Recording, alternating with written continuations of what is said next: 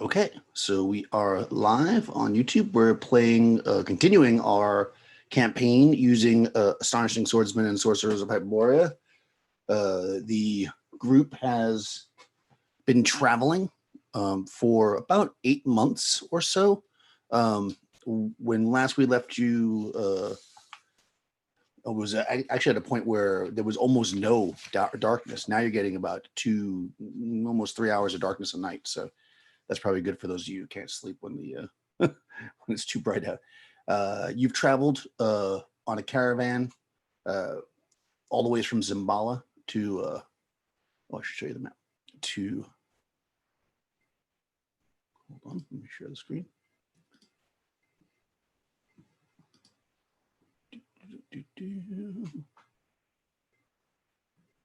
we go. All right, you guys started way up here in Zimbala, and you have now come down all the ways to Cromarium. So Cromarium being the biggest city basically in Hyperborea. You've just got here a couple days ago, or just you were actually in Swampgate, which is about 50 miles to the north. When you got let out from the caravan, you heard rumor of a potential job. Having gotten sick of riding on a caravan and probably not having the money that you had before.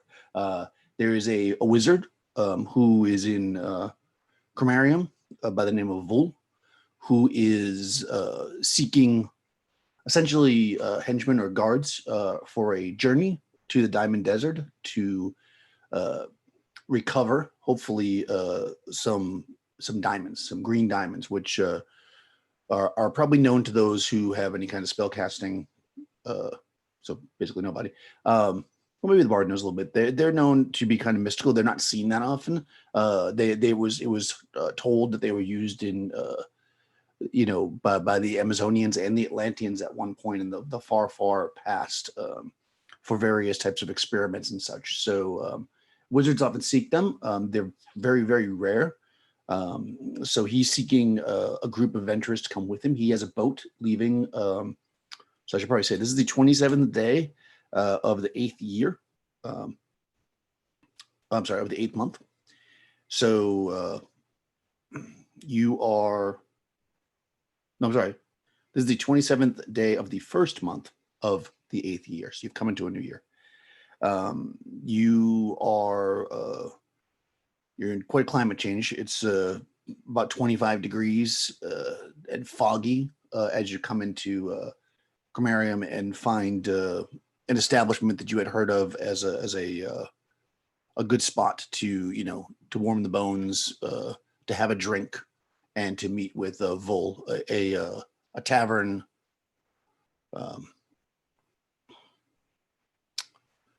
Tavern known as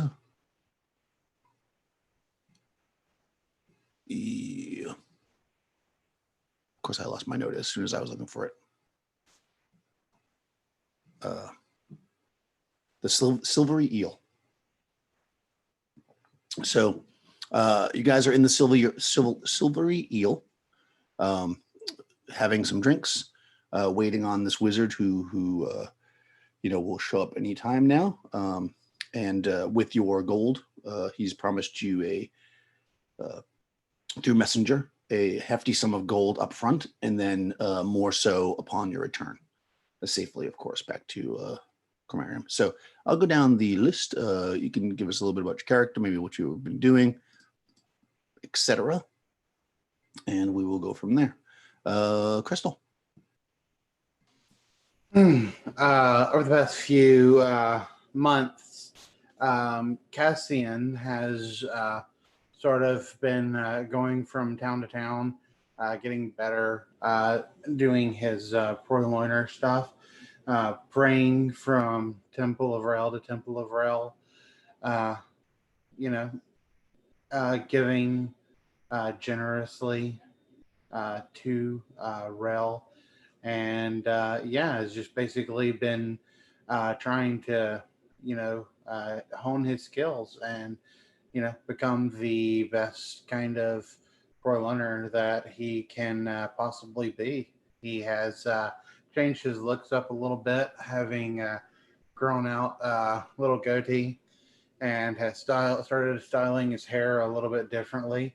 Um, he doesn't want to be associated with that unshaven uh, lout who tried to perform a big heist back in Zambala and failed, of course. Uh, so, uh, so yeah. But now that he has a little money, he actually looks more like a proper thief who has some skill under his belt. What with his full fur outfit and golden holy symbol of Rel and nice equipment. And that is Cassian McFerguson. Excellent. How about Nikki? So Panesta has been studying and recovering from her final battle in Zambala. Took a lot out of her. She's probably been visiting Rel temples as well to thank him for his aid. Without him, she wouldn't have gotten through that battle. But she is studying her spells. She's finally learned Flame Blade. And her hair has grown back. It grew back red. She wasn't quite sure, but it did. Because she had been bald at the last battle. And she too has winter clothes, and she's getting herself a cloak made with snakes embroidered all down the back. She has a black jeweled snake armband now as well that she wears every now and then, just to remind herself of her time in Zambala. And so she's hoping to see her parents while she's here in Chromarium to give them a little bit of the money that she's earned. And that's Panesta. She's a bard. Oh, excellent. All right, yeah. So that's right. You're from Kumara. That's good. And let's see. How about Tony? The tall, imposing young woman, the Chimeri Celt known as Brighild, the past 8 months has went through a lot of changes. She's become moody sometimes, and sometimes she becomes more friendly and open. The most noticeable change is that in one of the towns I stopped in, she got her hair dyed. She is no longer blonde. She has dyed her hair this dark brown and has let it grow out these months so long that she keeps it most of the time in a very long ponytail. She's not too sure about this big city coming from where she comes. She's so far doesn't like cities. She was ready to leave Zambala, but she's heard Panessa talk about her home city, so she's willing to give it a chance. She's bought her heavy fur coats, her clothes over her studded leather armor, and she's sitting there this morning with this red paint painted across her face that they've noticed that sometimes she does on this trip. And if anyone asks her about it, she says, "Oh, it's something I read and study. It's just something I do every once in a while. It's nothing to worry about. I'm still who I am. It changes nothing. I am Brighild the Imposing. And that is the warlock known as Brighild." Excellent. And I guess last but not least, Kenneth. Uhtred's a third level barbarian. He has spent his time in the caravan honing up his bow skills. He's been just kind of shooting random things, maybe feeding everybody if he can find enough things to shoot. Trying to get better with the bow. He's been boisterously telling his tales of fighting in the gladiatorial arena and killing a dragon. And yeah, he's excited about going to Chromarium. It's it's his homeland, and he's also has warm clothes, but he's grew up here, so he's semi used to it, and yeah, he's kind of happy to be going home. And that's it. Excellent. Yeah, unfortunately, with all the craziness that went on, you didn't end up getting the saber-tooth tiger skins, which would have been an excellent prize, but at least you have the memories. So yeah, you're in this bar. It's actually very, very crowded. Lots of people enjoying this place. Almost so much that the owner, you can tell that the man working the bar, he introduced you himself when you first came in as Zil. He is actually the owner, and he's also doing most of the bartending. He also has his daughter, Anesta, unlike Panesta, but Anesta, who is serving the table. She's kind of young. Both of them seem to be, quite busy as the place is packed. As you kind of come in and get a table, you can see this is a very, very popular spot right on the docks, basically just off the docks, I should say. And as you're kind of gathered around, you see the door opens and an old man comes in. He's walking with a staff, kind of leaning on it, and you can hear as he walks this kind of like sound. And as you kind of look, you see that actually one of his legs is a peg leg. So he's got this, but it's made out of metal. So when it hits the ground, it's got this like real distinct clack sound. As he starts to move across, kind of looking, he looks up, and you can almost see his eyes almost kind of glow a little bit green they're so light and kind of beautiful. He's got a haggard face, but his eyes are just beautiful with the green color caught in the torchlight, or the lanterns, I should say. And right away, I mean, he, through whatever communications, I guess he knew, you have some kind of signal, maybe you have whatever, a sign, who knows. He starts to move towards your table. And to sit down in this space there, of course. So he moves up to the table, and he says, I guess we'll say that he was probably in contact with Panesta, because that seems like the most likely person, or possibly Cassian. He says, I am Vol.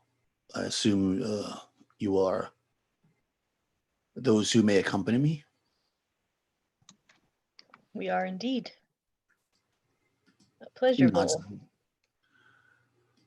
He nods, and then he kind of like signals to the bar to bring over more ale, and he sits himself down slowly. His leg kind of drags across, and he sits. And he says, as I spoke about in my correspondence, this should be a fairly profitable trip, profitable in knowledge, possibly profitable in wealth. I only care for the green diamonds.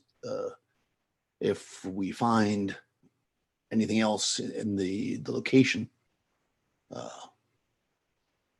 we will, of course, you may do with it as you will.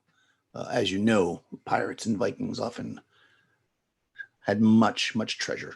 And it seems that this hoard of diamonds was the realm of such people, the Vikings, that is. And he kind of, the drinks come, and he starts to drink, and he kind of just looks at you. He says, as you know, or if you may have known, I am Vol. My ship will leave in 2 days on the Earth, the day of Earth. You should be there, possibly the night before, if you don't mind, or first thing in the morning. Vol, Do you have any? Vol, I know a thing or two about gems myself, and you say green diamonds, but I was always under the impression that green gems were emeralds.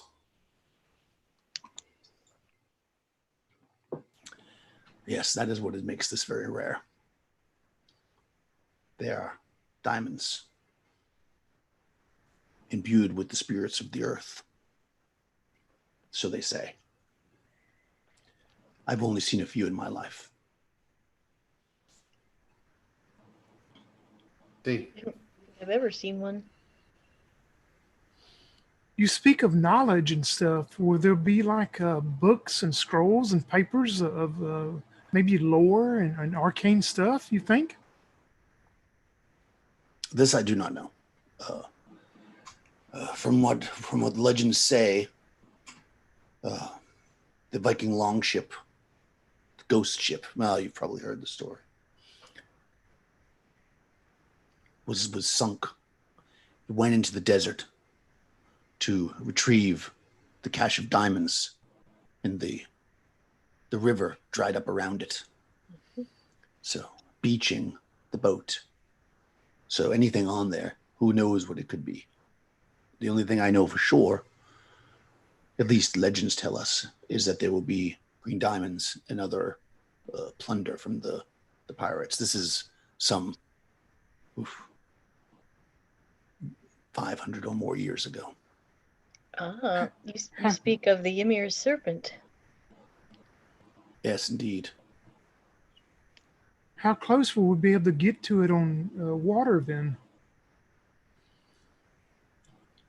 We will travel across the oceans to the desert. Should take about 2 weeks, and then maybe 3 days, 4 days of march in, based on my estimates.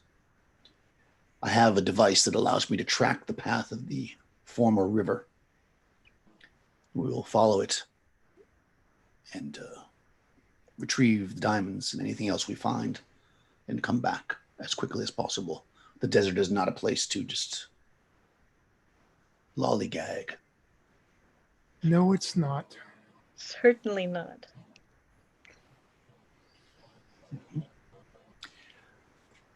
He says, so I have a crew, of course, and a boat. It's not a very big boat, but, it'll be fine for our purposes. You may each bring a bag of gear needed, weapons. You do not need to bring any supplies insofar as food or water. I will have mules and the various supplies, of course, for our expedition, shovels and such. I'm not able, as you might notice, to be able to dig and such so easily, so I will need your muscles for that as well when we get there. So, this legend, has no one else ever uncovered this vessel in the desert? Many have tried. Many have tried. But they do not have the knowledge that I have. I know where the former river, the river Elos, came into the sea. And from that point, we can follow it. Others just randomly go into the desert where they think they may have seen the ship. But you know how ghosts are. They could be anywhere. Some have said the northern reaches of the desert. Some have said near the shore. But by following the river, we will find what we're looking for. Well, that seems simple enough. However, a task that seems simple usually don't end up that easy in the end. Well, if they were easy, I would not be paying you a king's ransom to come with me, would I? That is fair.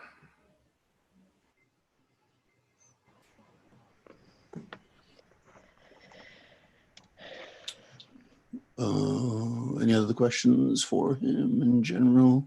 Let me see what else he might tell you at this point. Yeah, so so you would know, he tells you it'll probably take about, he thinks roughly 6 weeks total max. He thinks 4 to 6 weeks. It's going to take a little over 2 weeks to get there. And then, how quickly you can get in and out of the desert is, he's hoping it should be pretty quick. So, he says, plan on about 6 weeks, if you have loved ones to say goodbye to or whatever. And he'll bring you back in his ship to Cromarium. And of course, pay you the rest. So, just to get it straight, we get to keep whatever we find, minus the green diamonds, and also you're going to pay us the rest once we get back. That is correct. Well, that sounds like a very fair deal, my friend. I mean, keep in mind that you'll only be able to carry what you can carry. Of course. The mules and such will be for hauling the diamonds. So they take priority. But otherwise, yes, if you can carry something, or if there's extra space on the mules, by all means.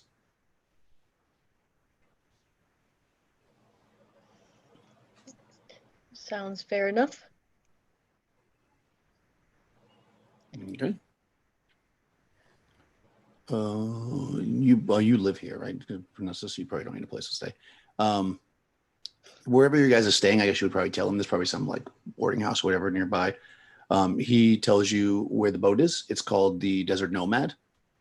You're literally right on the docks at this bar. So if you want to see it, he could walk you out there now. Otherwise, he says he'll see you in the 2 days. And he says that he's staying on the ship. So if you needed to if you have another question or whatever, to come to the ship and ask for him, and he tells you the captain's name is Finian. So, meet at the Desert Nomad with a bag of gear. Either the night before, which would be 2 days, or the first thing in the morning. Like 6 a.m. It's morning time right now, isn't it? You said. It's like the middle of the day. Okay. Yeah, I mean you're drinking and stuff, so it's probably midday. I mean this is the 27th. He's leaving on so you'll have the 28th and 29th to do whatever you want to do, and then he's leaving on the 30th, first thing in the morning. So you got 2 days in Cromarium, so if you did want to do something, you can certainly do that. Otherwise, we'll just jump ahead. Later that day, 2 or 3 hours after he leaves, Brickhill wants to go down to the docks and just look at that boat. I mean, just from a ways off, just to see what it looks like and kind of watch the crew for a little bit. Okay. Does anybody else want to do anything with him before he leaves? With him, no. Okay. I would like to talk to the group like after he leaves. Yeah. So he since you have a deal, he he like spits in his hand and shakes your hand or whatever things do to make a deal. And he gets up slowly and kind of makes his way to the door. You see him talk briefly to the waitress, the young girl that's serving, and he hands her like what it appears to be a small handful of coins. And she nods, and then as he goes out, she comes back to you and she says, he's just paid for, he just gave 10 gold, so whatever you're having, it's covered up to that amount, anyways. And then he walks out. Cassian will say to her real quick, he'll give her a charming smile and say, well, would that cover dinner with you tonight?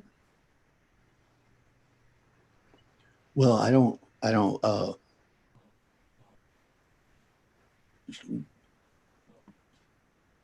I mean, yeah, sure, why not? Perfect. Well, when you get off your shift, feel free to come join me. I should be right around here. Okay, I just have to ask my dad. And then she walks away. I mean, I did say she was a child, right? Oh, I didn't. Oh, yeah, never mind. Like 14. That I mean, then again, you're pretty young too. So I mean, oh yeah, I mean, like yeah, she's 17. Like oh yeah, so you're not. She's young, but she's not. I mean, she's basically an adult by Hyperborea standards. That's not completely. Yeah. That's by Hyperborea I forget sometimes that you guys are super young as well. But yeah, she's like 14. Whatever. No, she just has to ask. She's fine to have dinner with you. Anyway, on to chapter 2. Yeah. Yeah, exactly. I wanted to ask Brickhild and Uhtred if they'd heard of the Viking longship tale and the tale of Sigtrig Forkbeard, since they are Vikings. Brickhild looks at you and she goes, Panesta, did you hit your head? Darling, I'm not Viking. I'm Chimeri Celt. Oh, that's right. I mean, I know I look like one, and sometimes I act like one, but I'm not one. Sorry. Uhtred will look at Panesta and say, this is a story that is told to Viking children to give them, to excite them, to keep them busy, keep their minds busy. So there was never any credence given to it? Not to my knowledge. But, all right. But just to be clear, like that we're all saying, we don't trust that guy, right? Like we're like, if we find green diamonds, we're not actually going to give them to that guy. I mean, imbued with spirits of the earth. Brickhill kicks Kassan in his shin. Vanessa, that was uncalled for. She looks at him and she goes, are you really that completely stupid? I mean, this man hires us to do a job. And all he wants is one thing out of it, and anything else we find is ours. I mean, are you really that stupid to try to steal from your employer? I mean, if you are, maybe I should just stab you now and get it over with, and there'll just be three of us going. I'm just saying that there are lots of stories where a group of adventurers are hired and the employer only wants one thing. It may be a child's fairy tale, but there tends to be some truth to all stories, isn't there? I mean, Usually because a grain of I truth. mean, I all we just have to worry. do is let's go and do what we're hired to do. And if something happens bad, like it did in Zimbala with you at the end, I mean, we'll do what we have to do. But don't bring up dogs that bite when they're under the porch. All right, very well, Brighild. I'll follow your lead. Oh, It won't go bad like that this time, Brighild. I don't think. I mean, unless we encounter more like Aramis. Yeah, what kind of crazy guy would ever betray a group of adventurers? Well, we're more seasoned now, Kassan. We know what to look for, and I think we can handle ourselves if he does try. All right. But I will I keep mean, a watch you are out here with for you. a couple of days, and especially since you're from Cromarium, you certainly could do a little background on him. Like you could investigate him if you want, if you're nervous. As far as checking the ship out, Brickhild, yeah, you can go out there. It's a like a medium sized cog, so it's about like maybe like 50, 60 feet long by about 20 foot wide, single mast, single sail. You can see that there's a kind of hanging out on the deck and drinking, and kind of just like doing the tasks that sailors do, but of course, like very casually because they're not leaving for 3 more days. You see, anywhere from 5 to 8 sailors in one point.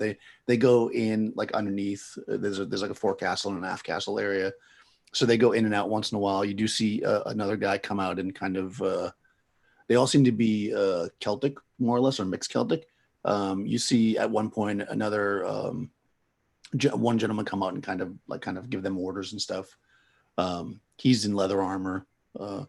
They all basically just have like knives on them. They don't not like heavily armed or anything. Yeah, I mean, if you watch for a little bit, there's lots of ships, so they're not really noticeable. Like nobody notices that you're just watching them because there's a lot of ships going in and out. Yeah, I mean, yeah. I you mean, don't. she's just basically seeing how they get along with each other and maybe how their actions are and all that. It's just to kind of get a feel Yeah, of the crew. what I would say is that you can definitely tell that they've probably been crewing together for a while. You can tell people are joking and pushing each other and whatever, but at the same time, they're getting the job done. They're like when you first show up, maybe you see them drinking, you think, oh, they're going to be loafers, but they're working at the same time. They know how to have fun and also get the job done. So it seems like, anyways, I don't know how much experience that Brickhill has with boats. Do you have any Nope. background? Yeah. So I mean, as far as you can tell, they're working. They're moving stuff in and out. You see, actually, probably because they wouldn't be doing it on the next 2 days because you got rest and then religion. So they're moving in casks, full of water, and also other supplies. Like you see them bringing like a wheelbarrow, let's say, with like rope and tents and stuff. So they're loading the ship up for a journey. Clearly. Yep, she'll go back to the group and well, I went and watched that ship that we're supposed to leave on. And it appears that the crew are very professional, and it appears that they've probably been working together. They seem to all get along, and I don't sense anything bad about the crew, at least. Well, that's good news. Nothing worse than being trapped on a boat with a bunch of people arguing all the time. You said Kassan could like. You said Kassan could like try and get some information. Like, Sure. could he so he should he like basically kind of like Zimbala like visit the Temple of Rel like after hours? I mean, No, I would mean it's he? not really after hours here. I mean you're what, second level now? Yeah. I mean, with a little bit of kind of looking around and asking around, you could probably figure out, where you might be able to talk to somebody. I'll say, um, I mean, you see people, in the seedier part of town, and maybe you'll do a little little convo. If you want information, they could get it for you. What's your charisma? 14 Okay, so it's at a +1, right? +1. Yeah.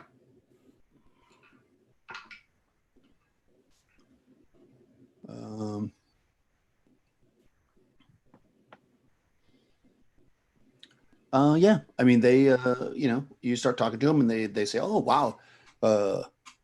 It's, maybe you tell them a couple stories about Zimbala or whatever, to give them a little bit of, maybe you're talking to some younger thieves who really haven't left Cromarium.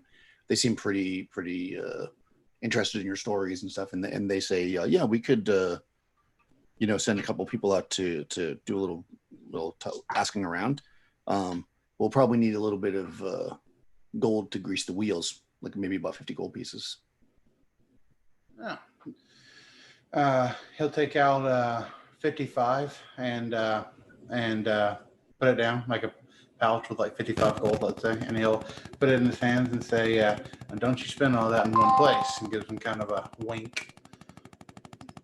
Okay. Yeah, they take it. They say, okay,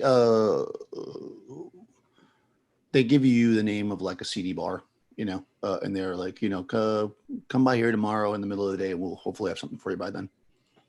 And then they kind of slink off to do thievy things. Sounds good. You can definitely do that. Anybody else want to do anything like that or anything in general? Uhtred, after hearing Brighild say what she said about the ship, he's going to wander down to the dock as well. Is it just like a ship with just sails, or does it actually have rows of benches for rowers? You can row a cog. It's not really the best way to move it around. Usually they only do that to get it in and out of shore. So yeah, you can row it. It's not like a long ship with like benches for rows, but Right. underneath you would imagine you don't really see it, but you see the holes in the side for the oars, and you see the oars sticking out. So yeah, they row a cog coming kind of when they dock it, and then also if you hit becalmed weather, you might have to row it, but it's generally a sailing ship. Yeah. Well, Uhtred, being a Viking, he spent quite a bit of time actually, in the boats. He would like to introduce himself to Finnan. Not Finnan. What do you call him? Finn. You call him Finn something. Yeah, Finian, the captain. Finian, that's what it was. And just introduce himself, tell him that say, hey, I'm gonna be staying, or I'm gonna be traveling on your ship with the upcoming trip in a couple of days, and just wanting to introduce myself and see if there's anything I could do on board to keep myself busy. Oh, excellent. Okay, yeah. So you go up and you ask the sailors, and they get a man. He comes up. He's a little bit of an older gentleman. He's probably like in his like mid to late 40s. Well groomed, dressed nicely though simply. And he comes out from his cabin, and he introduces himself as he's Finian Mac Finian, and yeah, he says, "Oh, well, that'll be fantastic. The ship is not so big, so having every hand that can be helpful will of course be very useful. So sure, I mean, if you are an experienced sailor, or you need to or any experience with sailing, and you want to pick up some craft, maybe the men can help you." He also introduces you to his first officer, who is Enar, who's also, this guy's maybe like in his young 30s. They're very friendly. They say that Vol has owned the ship now for, as far as they know, about 3 or 4 years, and they've been the crew on it for the past about year and a half. And he's done, he does a few of these little excursion to various areas. They don't generally go to shore with him, so he'll go to like Port Greeley or someplace like that, and they just kind of stay and hang out, and he pays them well, and yeah, that's it. Okay. Simple as that. And like I said, they're all, everybody you've met so far is kind of a mixed Celtic ancestry. But yeah, if you have any experience on the boat, any of you guys, the captain will tell you that they'll want you to help, and also you can improve those skills if you might have a little bit in your background, if you want to learn like more or whatever, because you're going to be on the boat. He tells you probably about, he says the Vol, the owner, I guess, wants to stop to refresh the water and stuff in Calencia, which should be about a 10-day or so sail, 10 to 12 days, depending on the weather. And then from there to the Diamond Desert, where they plan on coming in, is maybe like another 4 or 5 days. Uhtred will ask if he can just, find his bunk on the ship and just stay there for the next couple of days until the ship leaves, and maybe get to know. Well, so there's only six hammocks, and the crew rotates through whoever's sleeping, like basically 6 people sleep at a time. So there's no like permanent bunk for you. But I'm sure you have a board. I mean, if you want to stay on the boat, you can, but there's not like a bunk. Sure, that's fine. You'll just be hanging out with the guys on the deck, and then when it's your turn to sleep, you'll get to sleep in the. And some of them just sleep on the deck too, depending on the. Yeah, sleeping hard isn't anything new to Uhtred. So. Yeah, this is not like a luxury boat. The only place is actually like a room that you could stay is with the captain, and stays in there with full, and that's in the forecastle. But yeah, you're more than welcome to stay on the boat, and they're very nice. They have like a cask of ale, and they share it, whatever, because Vol's paying for it. I don't care. Anybody else do anything specific before the? Yeah, the only thing Brickia wants to do before we actually leave in 2 days is she is going to find someone there in the city to color her hair again and darken it again. And then the last night they're there, she's going to the most expensive little hotel or whatever she can find. And she is going to have the hottest bath and a good cleansing before they leave out. So that's where she's going to spend some of her money. Okay. Yeah, 100%. You definitely can do that. Comarium is a big city. It's the biggest city, so there's plenty of any kind of luxury that you would want to indulge in. How about Pinesta? Anything you wanted to do special? I do want to go see my parents at the tannery and give them. That was what I was planning to do with the rest of my money, was give it to my family. So that's really all. Yeah, you definitely can do that. And again, I'll just assume somewhere factored into the money that you either have a boarding house or you're staying with your parents, or however you want to do it. Uhtred's on the boat. Okay, so we'll cut to the next day at the CD bar. Cassian, if you go looking for these 2 guys, they're in there. You can smell the smell of Lotus kind of burning. As you kind of step into this place, it's kind of smoky, but you see the guys. They seem to be drinking ale. There's about 4 or 5 gathered around a table.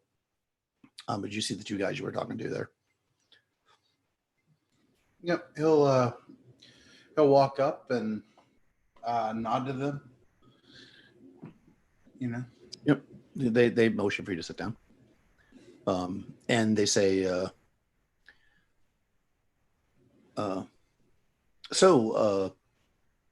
interesting things going on in Hyperborea. Though nothing in the regions that you were asking about. It seems pretty calm. Yeah, that doesn't surprise me. There's been a quiet shift in power thanks to certain ongoings. Mm-hmm. Yeah, so as best possible without making it super obvious, what you garner from it is that he's been around Grammarium for at least 2 years that they know of. People were able to see him here. He generally either stays on his boat or stays in kind of nice lodgings. He uses the various libraries to do research. He's a wizard, which I guess you already probably know. But nothing, he's never like crossed anybody that at least not that they know of. Like you just got a clean rap sheet, or whatever you want to call it, as far as you can tell. They can tell. All right. Well, good work, fellas. And enjoy a leaf on me. And he'll put down 5 gold on their table. And leave it at that. Thank you, brother. We hope to see you soon. And they, they call, for more Lotus to be brought over. But yeah, I mean, so you can do all those things that you were doing. We'll just cut ahead. One thing I want to ask one more thing of the team real quick. I have a little bit of gold left over, and I could pitch in. I don't have enough to do this on my own, otherwise I would. But I was wanting to talk to the team about possibly maybe getting a team of sled dogs and a sled to be able to bring back more stuff. Would that fit on the boat? I mean, it's a big boat, right? It's like a ship. I mean, Only 6 hammocks. I can't imagine it's very big. is it? I mean, I don't know how big it is. Would it be big enough, Daniel, or? No, absolutely not. Oh, okay. I mean, well, then never mind. I wouldn't even suggest it then. But you were very specifically told that there's not a lot of room and that you can each bring one bag. I Were told we you not? that. Were we not renting mules or horses once we get there too? The guy said, or something Yeah, like that. he's providing them. Yeah. Yeah. Yeah. Okay. Yeah. I mean, he's filling the boat with his stuff. And when we cut to the morning, or I guess Uja probably knows this as it's coming up. Yeah, they actually load on 10 mules and various other like saddlebags and things to transport. Of course, because you're gonna have to carry all this water and stuff when you go into the desert. So the boat itself is going to have, I know it's written down somewhere. Basically all the equipment that you need. When it becomes relevant, we'll talk about 10 donkeys, casks of water, food, excavation tools, rope, bed rolls, cords, tents, all the things that you were watching him load up. But yeah, when they put once they get these mule donkeys on here, like you would not be able, if you showed up with a sled full of dogs, they would not fit. I mean, so I guess to answer your question is, if you just look at the boat, yeah, they fit on the boat, but you're not able to take it because it's not your ship. And you were told what you could bring. Good. Though not a bad idea. It's just they won't fit. All right, yeah. So okay, the morning comes. So at this point, just to give you a little basic thing here, we're getting about 1:25 or so in the morning. It's basically 23-hour clock. The sun's rising and it's setting at about 10:45 at night. So you're getting like a few hours, it can be 3 hours or so of darkness, maybe a little bit less. Actually, the morning you're supposed to leave it's cloudy and it's actually kind of warm. It's 55 degrees, although the weather is calm. So that's not ideal for you for traveling. But you all load on, and like I say, you see that between all the gear loaded into the aft castle, with the 6 bunks hanging there, and you each have your backpack with your stuff. It's pretty tight. There's these donkeys that are basically kind of sitting up on the deck. They tell you that again, they explain, which you guess you already know because you heard me say it to Kenneth, but there's 6 bunks, 6 hammocks, I should say, and they rotate through who sleeps. Everybody else, if you want to sleep and it's not your turn in the hammock, then you just sleep basically on the deck, and then you have bed rolls and stuff. If you need to, like today, because it's calm, people will need to take shifts rowing. But it's not like there's plenty of people. There's 15 sailors total, plus the first officer, whose name is Anir. He's the one you'll be dealing with the most probably.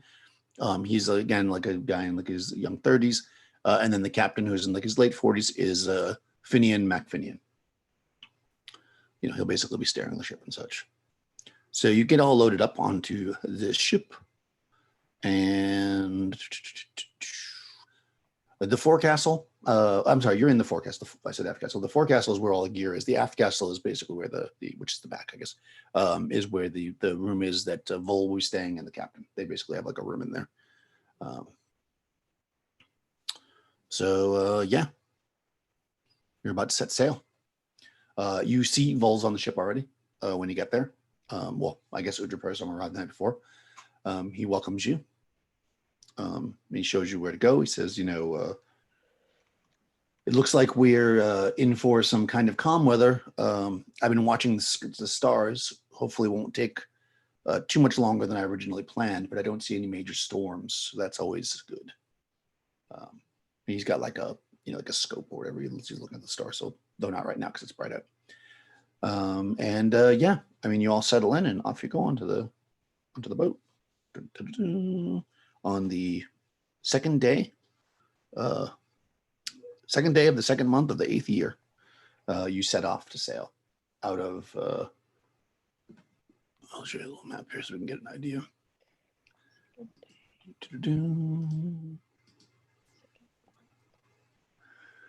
All right, so you're in Khmer. So now a cog is not really the kind of, I mean, you can go out into open waters, but it's not super safe. So generally speaking, what you're going to end up doing is staying relatively close to the shore. You can move about 3 or 4 hexes a day.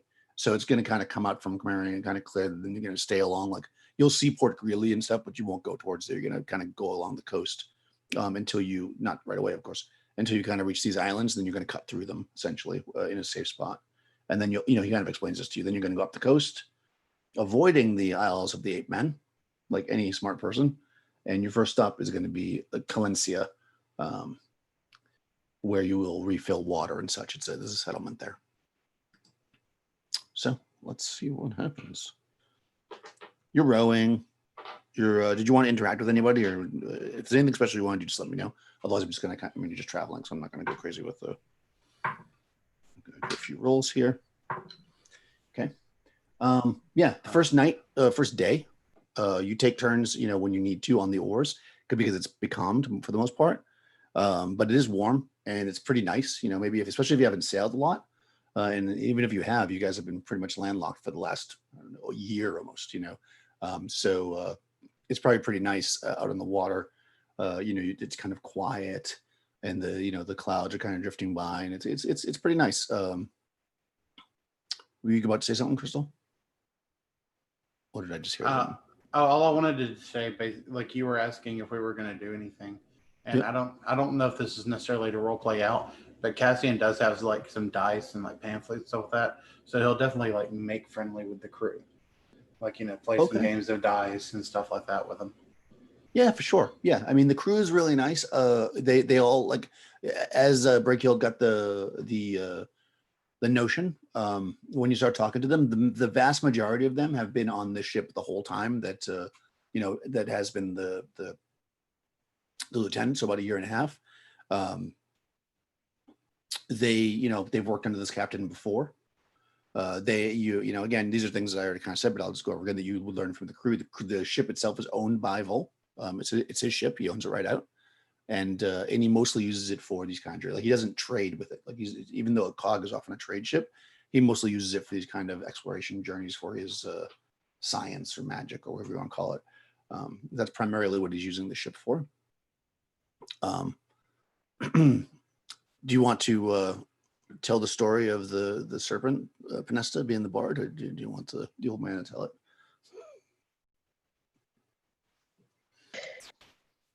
I mean, we've gone over it, but I can tell it if you want. Yeah, well, somebody's got to recite it as the sun sets on the first day out in sea. Tales must be told. Oh boy! Earn your keep, bard. The old man will tell. It's fine. No, it's fine. I can do it. Sure. I tell you a tale of the Ymir serpent, the legendary Viking longship. In days of yore, Sigtryg Forkbeard and his company of brave and noble and honorable Vikings led his company upriver, where they pierced the desert's hostile heart. They unearthed a lost mine brimming with fabulous and expensive green diamonds, and they rejoiced in their luck in finding this fabulous treasure. But the gods turned against them as the river Aeolus dried up and desiccated. And as the serpent prepared for launch, the ship was swallowed by the dunes. There was much lamenting on the part of the Vikings. Forkbeard and his company were never seen again. But as we all know, the Viking ghost ship is seen shimmering, gliding over the dunes to this day. There you go. Sure enough. Yeah, so Vol says, yes, and many believe this is just a story told to children, but I know that it's true. Green diamonds are incredibly rare, and this will push my research so far that it will make my long life worthwhile. You're researching green diamonds. What do they do? It is said that the Amazonians, as well as the Atlanteans, before the Green Death, used these to create wondrous machines and to operate their machinations. So they say. But without knowing the true power of the diamonds, who knows what they could do? Well, wait, Uhtred, didn't you see a green diamond in a mechanism in that tomb that we were in? Did I? I don't remember. I swear I can remember you telling me that. Really? Yes. Where was this tomb, if you don't mind me asking? It was in the desert of surrounding Zambala. Oh. Oh, very interesting. In the Zarkath Desert. Yes. Well, I mean, anything's possible. That's the green diamonds have been told to exist in the desert, which is why I think nobody can really find so many of them. Is all of the mines of lore have been deep in the hostile deserts, and thus no man, after the Green Death, has been able to really work their way out there with the rivers drying and Hyperborea losing some of its sustenance of the waters. Well, in the story that Uhtred told me, there was a machine with some kind of green thing in its chest, and it answered a question for you. So I don't know if this is the same kind of machine you're talking about. Well, this is fascinating. Well, when we are able to retrieve the green diamonds, perhaps this is another expedition, or I could, compensate you for your knowledge if you do not want to go back. Well, I mean, the tomb kind of collapsed on us, so I don't know. There have to be a big excavation, I think. I see. Well, let's not put the carriage before the horse, as they say. Mm-hmm. Right. I do know this, though. At least a dozen men who I have had direct contact with have seen the shimmering ghost ship. They've seen it. Yes, in their explorations of the desert. As I say, I've spent the last lifetime, it feels, trying to explore the desert. Many just randomly head out. It was my discovery of the outlet of the ancient river that is now dried that has led us to this will be success this time. I mean, in the desert, though, your eyes can play tricks on you. How do you know these men saw what they saw? It could have been a trick of the sunlight on the sand, like an oasis mirage. It could be, except it happened at night. Still. Which is one reason why we're going now. Yes. For they say that they felt a portent of doom when they saw the ship. So we do not want to see the ship. That's for sure. Uhtred will kind of mumble to himself. Maybe we'll find Eric the Red's fleet as well. Kind of rolling his eyes. You say that these gems power certain ancient machines. Is there a machine you have in mind you'd like to power?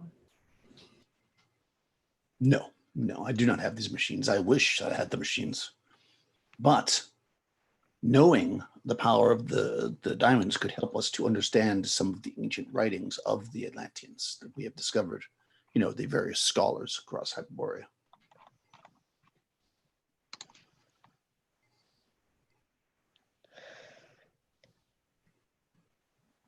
This trip seems even more exciting now. I would like to see these diamonds.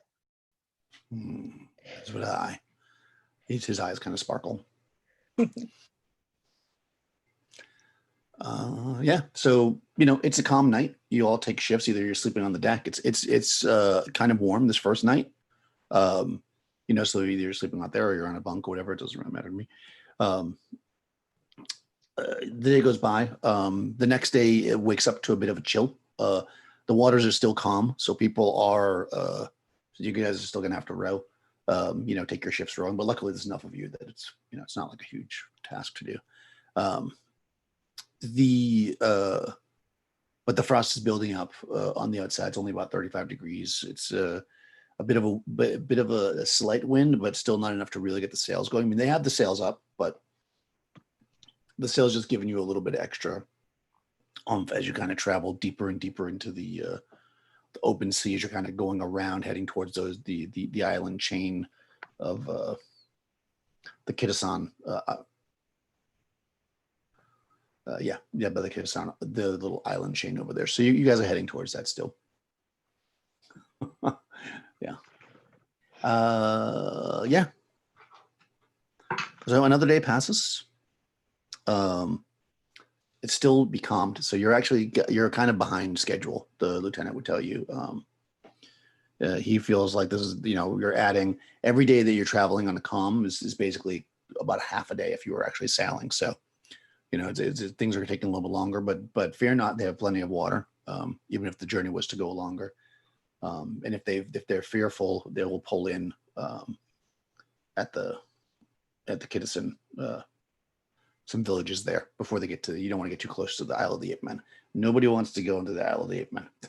That's for sure. But that night, as you're gathered around, Vol tells you, not all of the Vikings that were on Ymir's Serpent perished. This is how we know of this story. There are 2 who escaped with their lives. This is actually how I know how to find the ship. For they went back and followed the mouth of the river. Back then it wasn't so covered with sand, so it was easier to follow. Unfortunately, the sands took them as well. How did you figure this out? When you lived as long as I have, you figure things out. See.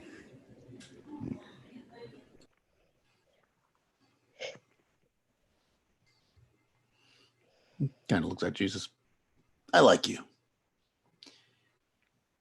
2 men cannot sail a ship alone, correct? Correct.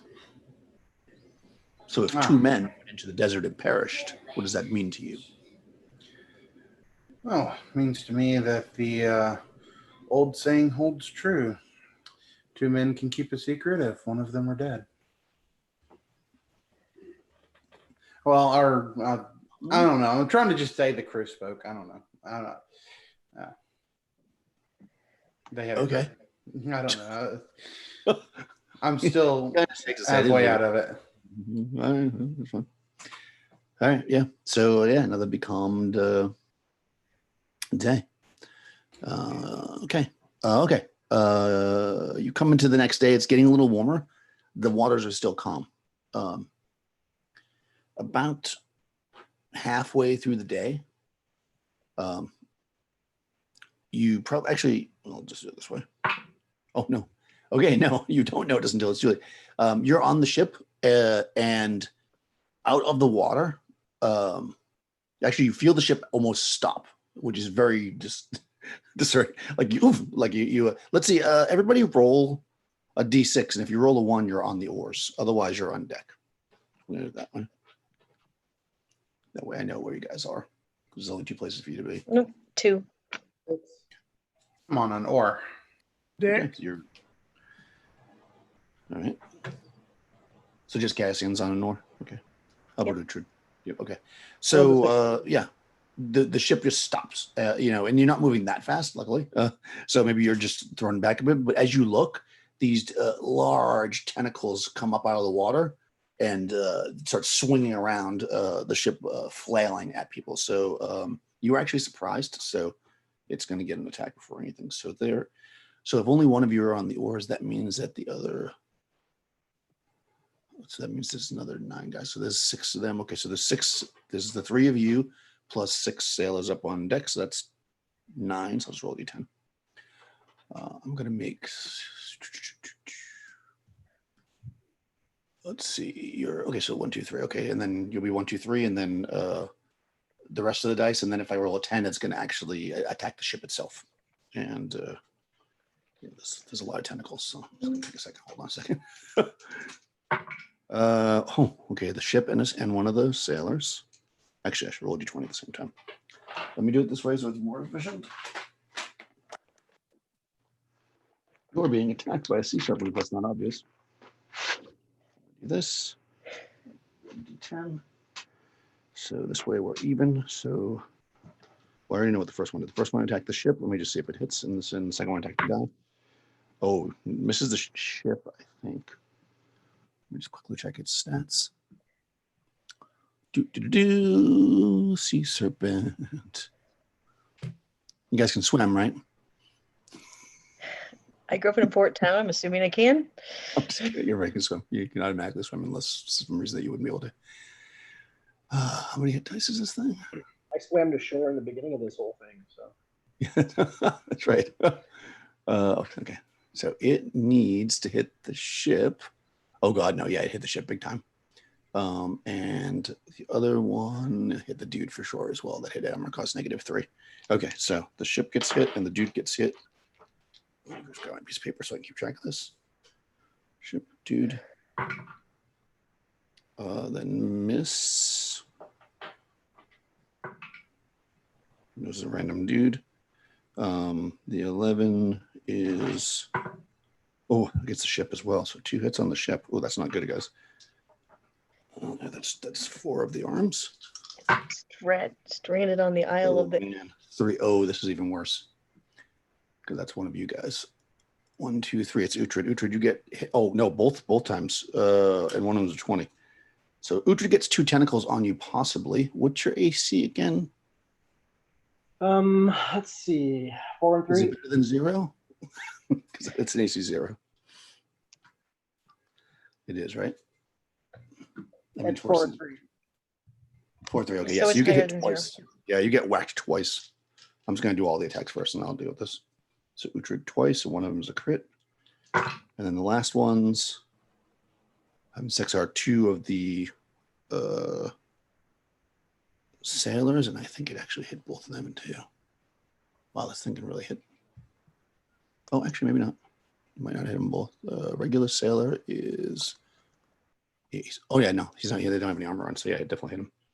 Okay, so 2 more sailors. So 3 sailors got hit. The ship got hit twice, and then Uhtred got hit. I'm just going to do them first because they're probably not going to survive that. So it does. Oh no, it actually doesn't do that much damage. Okay, so they might survive. Yep. That guy's going down.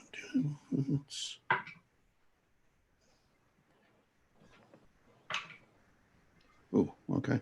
Yeah. Unfortunately, you look tasty, so. Okay, first one is just going to do 2 points of damage. It's my rippling muscles. But it critted against you, so let me see what the crit does. 5 for monsters. Double damage. So the second one does 2. 1 doubled. So that's not bad. So 9 However, total. yep. Successful hit. Okay, for each attached arm, victim suffers -1, so you're -2 on any attacks. If 2 or more arms entrap the same man, victim is pulled into the beaked mouth for a bite. You just get sucked. You get pulled into the water. Yeah. Let me see if it hits you, though. Ooh, it does. So Uhtred gets ripped off the deck and into the water, and that does 6 points of damage. And you are entangled in this thing and in the water. What kind of armor have you got on? Let me look.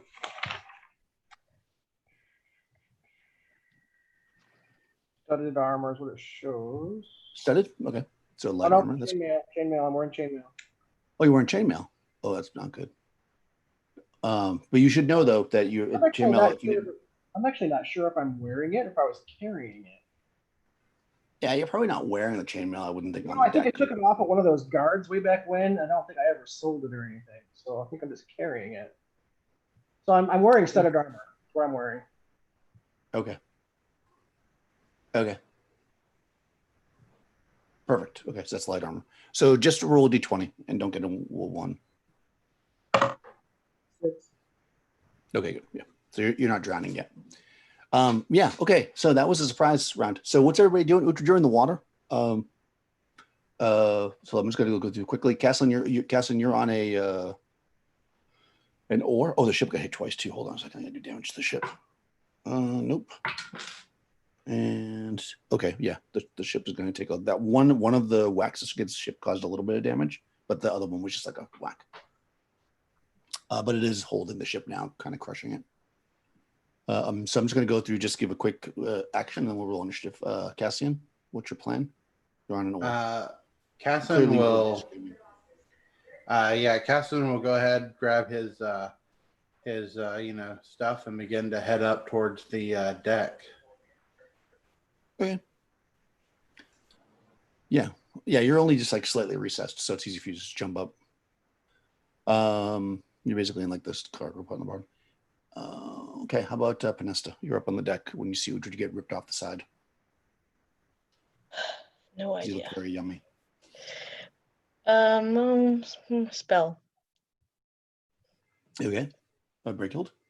2 quick questions. Number one is the tentacle, if it's got hold of Uhtred, is it completely back in the water now? It's off the ship?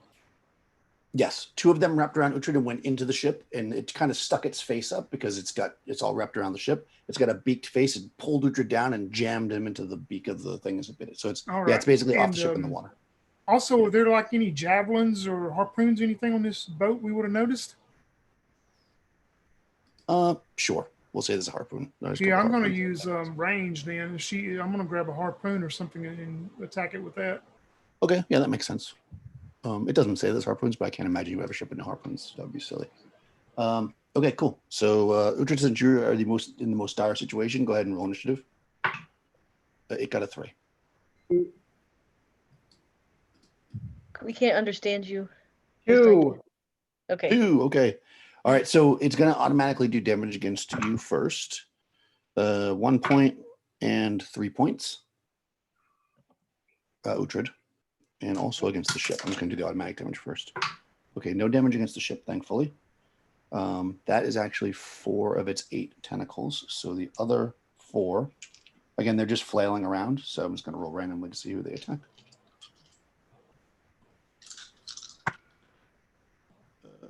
Guessing you're not up here yet because you haven't run up. Okay. Well, 1 against the ship. Okay. Let's do that one first. Ooh, that caused damage though. That hits the ship and does a point of damage against the ship, which is not ideal. One of them is against number 2, who is Panesta. That would be a 4. Let's see, your armor class is 5. 5. And to hit you, it needs an 8. And it does not get that, so it misses. All right, swings at you and misses. You dodge out of the way. And finally, the other 2. Oh, they missed terribly. Oh, yeah, they missed terribly. Okay, yeah. So at this point, it's maybe because it's already eating. The other ones are just kind of flailing around, and everybody's just diving out of the way. Okay. Melee goes first, but nobody's melee. Oh, I guess Lutra's meleeing. Yeah, you got 2 tentacles around you. What you want to do? Do I have? I mean, can I move, or am I like completely like my arms like pinned to my side? No, you can pull your sword out or whatever. You're not immobilized. I can't It's imagine. like wrapped around your waist or your leg or whatever. I can't imagine I can swing a bastard sword in the water. So hand axe. Yeah, sure. That seems fair. All right. 10 to hit is a AC 7. I think that hits. Let me just quickly look. Its AC is now misses. Hold on. Are you swinging at the arm or at the face? I would assume the tentacle that's around me. Okay, so that does hit them. So 7 damage. Okay, you chop one of the tentacles away from you, and it flops back, so it kind of falls into the. You're still being held by one, but you chop one away. Okay. Awesome. Then we go into missile. So go ahead and toss your harpoon. Yeah, and I'm aiming for the like the eye, the head, just for. Okay. That makes sense, I suppose. That's gonna only hit armor class 10. Okay, no, that doesn't. I mean, I'm sorry, armor class 8. Oh, still not. Yeah, the head's kind of tough. It bounces off. Not as squishy as the arms, I guess. And finally, magic. Yep. Maybe this will be dumb though. I don't know. I'm gonna go to one of the tentacles that's trying to squeeze the ship, and I'm Yep. going to pull out my bladeless hilt, and I'm gonna cast Flame Blade, and Nice. try to get it to let go by burning it. Okay. Okay, let's quickly look at that.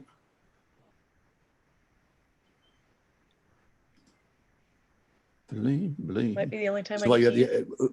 Uhtred notices from far away that looks like suspiciously like his His hilt. old sword. Let's see, flame blade. So it's a grip blade hilt. Flame blade. Flame blade may be wielded. Okay, yep. Flame blade functions as +2 bonus attack and 1d8 +2 damage. In addition, damage +2 bonus versus undead. Fire resistant creatures. It's not fire resistant. Yeah, I mean, you just want to touch it to it, or you want to attack it? I mean, Oh no, it'd be I more want to practical. attack it. I want to try Yeah, to. yeah, I go want to try to like sear it off there if I can. Yeah, chop that. I think that's what the extra damage is. 1d8 +2. That seems to make sense, right? Yep. Okay. 15. That hits armor class 3. Oh yeah, that definitely hits. And I guess you Alright. could be using it two-handed if you wanted. I think Yeah. it's what Oh you yeah, yeah. I was already gonna say, and I'm using it two-handed. 10 plus 2 is 12. 12 on a Oh, tentacle. nice. Wow. Okay, yeah, that's awesome. Yeah, you chop one of the tentacles away. That's good. It's So, like a hot knife through butter. yeah, it chops away. All right, so then it had hit boat again, but that one probably didn't wrap around though, because it wouldn't wrap more than one around the boat. So there's one wrapped around the boat, and 2 are chopped away now. And Cassin, you run up. You use your movement, I guess, for the first part of the round, and then for the second phase, you could actually do something if you'd like. You're on top. You could see these arms flashing around. And of course, some of the guys from the bottom came up as well that were kind of in bunks or whatever. Now they've got spears or whatever. So what do you want to do? So I can do something now? Yep, go ahead. Can I cast a spell? Sure. Oh well, actually, do I see that Uhtred is in one of its tentacles or whatever? Roll a d6. We'll say 1 through 3 you do, because I mean he's in the water. Okay. 2. Right, yes, you do. Okay. At this point, what Cassin wants to do is just find like the biggest group of people that he can, and he's gonna just use the rest of his turn to move into the middle of them. Okay. I mean everybody's scattered around the deck. There's besides yeah. the To let you know, I'll let you know like what I'm planning. Next turn, I want to cast Bless, and it'll affect everyone within a 25-foot radius. Okay, yeah, you can definitely get everybody that's on the deck, I'm sure, with that. Yeah, that's fine. Yeah, you run in there.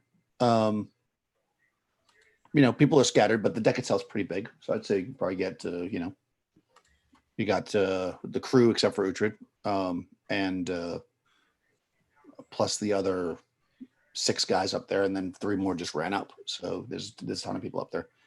All right, we're coming to the next round. So you're going to do a spell. What about Panista? If there's another tentacle available, I will melee it with the flame blade. Yeah, there's still one more on that's holding the actual ship, and then the other Yep. ones are flailing around. Yeah. Okay, so melee. All right, so melee. How about break healed? Missile again. Okay, you grab another harpoon and Uhtred in the water. Melee. Okay. Go ahead, roll initiative, Uhtred. 3 for the creature. I rolled 3. Oh, simultaneous. What's your dex? 15. Okay, you go first. Melee goes first, so that would be well. Let's just do it first because you're in the water. So I have one more tentacle around me, correct? That's correct. You are being held by one tentacle. 15.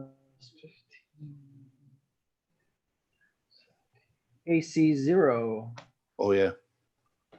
Okay. And that is 7 damage again. Yeah, you cut that away too, and you splash into the water, not being held anymore. This is not a mastered weapon, right? So you don't get 2 attacks, or is it a mastered weapon? No, it's not. Okay, all right. So, Pinesta. All right, I'm going to try to use my flame blade again on one of the other tentacle. All right. Oh, same roll, 13, 14, 15, so armor class 3. All right. Yep. Cuts into it. Okay. Well, 6 damage, though. Oh, that's enough. All right. Yeah, you Okay. slice through it with the sword, and it lets go now, and you actually see the tentacles kind of flipping around. Nothing's holding anything anymore. Okay, so then missile, right? Yeah, missile goes next. So Brachial. Yep, she's aiming towards the head and eyes again. Okay. Ooh, 19 on the die, so that's going to hit like negative something armor class. Oh yeah, that definitely is. 5 damage. Oh, cool. Okay, yeah. It sticks, fairly deeply into the head of this thing, and it kind of screams out. I don't know if squids actually scream, but it feels like it should. The things are flipping around. It's cut off. Some tentacles are just kind of floating in the water. And Cassian, you're in the center of, we'll say, roll 3d4, and that'll be the number of people you can hit with the spell. Okay. Because people are running, so just in case you happen to roll 3, but don't roll 3. Yeah, total of 4 people. Oh yeah, so I guess everybody's running around, so you're able to get 4. I mean, that's not bad. Okay. And that also affects myself. So Okay, so 5. yeah. Cool. You are blessed. And Uhtred, you probably feel/see this, and then the rest of you just see the things. This like black inky mess just pours out of this thing as it shoots away like a rocket deep into the water. And you're kind of like, bobbing up and down, because the thing just took off next to the ship, but the thing seems to be gone, and somebody could easily throw a rope down to you. Maybe one of the crew probably runs over or uses one of the harpoons to like reach in the water so you can get back on the ship. And it seems to have retreated. Right. Yeah. So I guess probably because Pinesta cut off 2 of the tentacles on the deck, so you have a couple of tentacles on the deck, but otherwise the rest of it is gone. And you can see that it's a like the hell of a large squid. I guess Uhtred knows that firsthand. Uhtred climbs up on deck with a big smile on his face, water dripping from him, just boisterously laughs. That was a lot of fun. Not so much fun up here, I don't think. Is the ship badly damaged? The ship took 2 hull points, which is, I don't think, it doesn't list the hull points. I believe that's not terrible damage, and you can actually repair some of it. Okay. You can repair half of it, I believe, if I'm not mistaken, while you're still at sea. So yeah, exactly. When you say that, the sailors immediately, the captain starts barking out orders. He was trying to get the ship kind of out of the way as best he could as soon as this thing came out of the water. I mean, that whole thing took 20 seconds, so there wasn't a lot of time for anybody. Luckily, you guys were on the deck. As soon as you sail away a bit and the men are working, the captain comes down and he says, wow, that was great work. I don't know. Who knows what might have happened if you weren't here. We really appreciate that. They've been saying more and more that there's these Leviathan creatures and the shores. That's the reason why we're staying close to the shore, actually, in the waters, I should say. That's why we've been staying close to the shore. I guess the ship moving so slow made us an easy target. And then the Vol is going to come up, and he has actually a magic item that he is going to utilize. He comes up, and he has this like string that he pulls out of his pocket, and he says, Captain, get on the oar, the steering, whatever, the steering wheel. I'm going to magic us out of here. And when the captain gets up there, he pulls out this like string and he kind of speaks some magic words and he unties one of the knots in the string. And then you feel this breeze, like a really strong breeze just come and the ship just takes off. And you're moving really pretty quickly. I mean, not otherworldly quickly, but like a really strong breeze. And your hair is blowing and stuff. And probably if you were to like look off to the water that's kind of outside the 50 feet or more of where the ship is, it still looks calm out there, but right where your ship is, it's just being pushed by this magical breeze. Kassan is going to go up to the front of the boat, and he's totally going to George Washington, just like stand there heroically with one foot up on the pole. Okay, you can definitely do that. Yeah, so it's cranking, and this lasts for a while. You actually make really good time for the next 4 or 5 hours, and then I guess you feel that the magic probably finishes, and you're back to kind of having to get on the oars. They're able to repair. You can, like I said, you can repair half the damage. Since you only took 2 points, they can repair. They just get some wood or whatever and repair the ship, and you are able to kind of get back underway pretty quickly. Not seeing this thing. I mean, Oltan is with you. So I'm going to say that over the course of the next little bit, assuming nothing happens, that he'll probably be able to heal. Although you didn't take that much damage, you'll probably heal tomorrow anyways. But fear not about that. Uhtred. Yeah, if any of the crew or anything were hurt, like I don't have any cure light wounds prepared to right now, but tonight I'll prepare 2 cure light wounds and a light. Oh, okay, cool. Oh, you can do that as well. Okay, that's perfect. So we don't have to NPC Rush's character. Perfect. Yeah. 3 of them are hurt. One nearly dead. But the other 2, like 50%. And then of course Uhtred is also hurt. But you're able to in the next day or whatever do some curing. That night, Vol breaks out like a fine bottle of whiskey, and he says, well, I usually save this for good occasions or occasions. I should say, I was going to save this for the good occasion of finding the diamonds, but I feel like that your bravery and to help kind of settle the nerves on the ship, maybe we should pass this bottle around. We can pick up another bottle in Cape Clencia. And he breaks out this bottle, and you guys pass it around. The sailors do. Whoever's not like on duty, basically, drinks. Even the ones on duty maybe have like a sip or whatever. It's very fine whiskey. Probably some of the best whiskey that you've had that or maybe you've had good whiskey before, but it's been very expensive. And he tells you, he says, Vol does as you're sitting around, he says, he kind of looks around. He makes sure that none of the sailors are really around. After they kind of go back to what they're doing, he's just talking to the party. He says, about 30 years ago, 3 men actually found the Viking ship. This is how I know it's there. It was half buried in the sand, and beneath they found piles of green diamonds, which they collected. However, maybe to your point, and he kind of looks at Cassian, their greed took hold of them, and they fought who should have the claim to the diamonds. They fought, and they killed each other, all but one who crawled his way out of the desert. Unfortunately for him, he was robbed and made slave in the island of Tarath.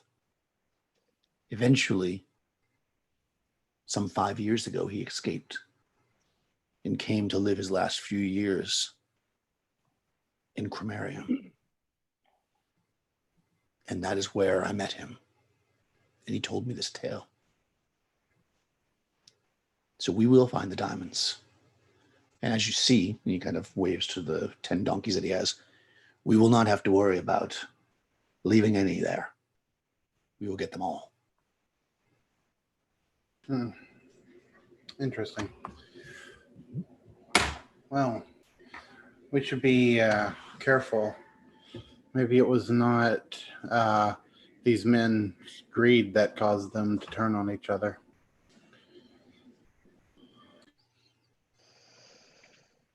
What else would it be? I mean, you know how magic is. You say these green diamonds are powerful. Maybe they have some kind of odd effect on men and their imagination. It's only thought, Well, of course. This man seemed to be in his right head to me. And as a first-hand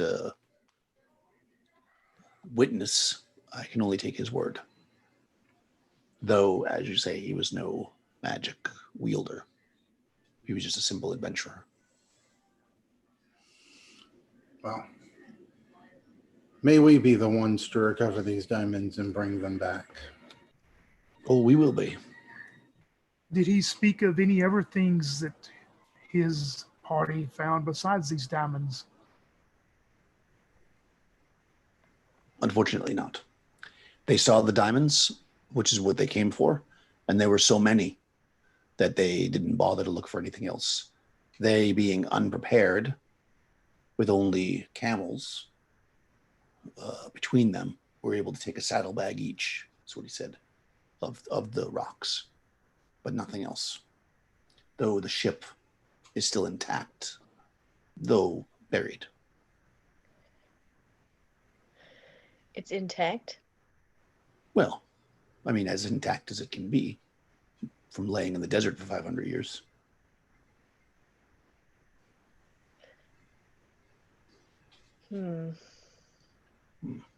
This is what he told me. And I know that he is telling the truth because for the small price, 1,000 gold, he gave me a single green diamond. Oh. This is how I know. This is why I'm so willing to pay you what I am and why I have this crew, because I know this is the time. I'm an old man. I will not live long, but I will discover these in my time. Before you ask, he looks at Cassian. I left the green diamond in Cromarium at the library.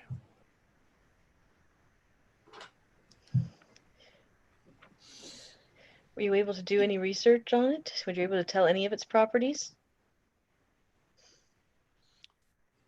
It seems to emit some kind of eldritch magical aura, but I was not able to make it work for anything.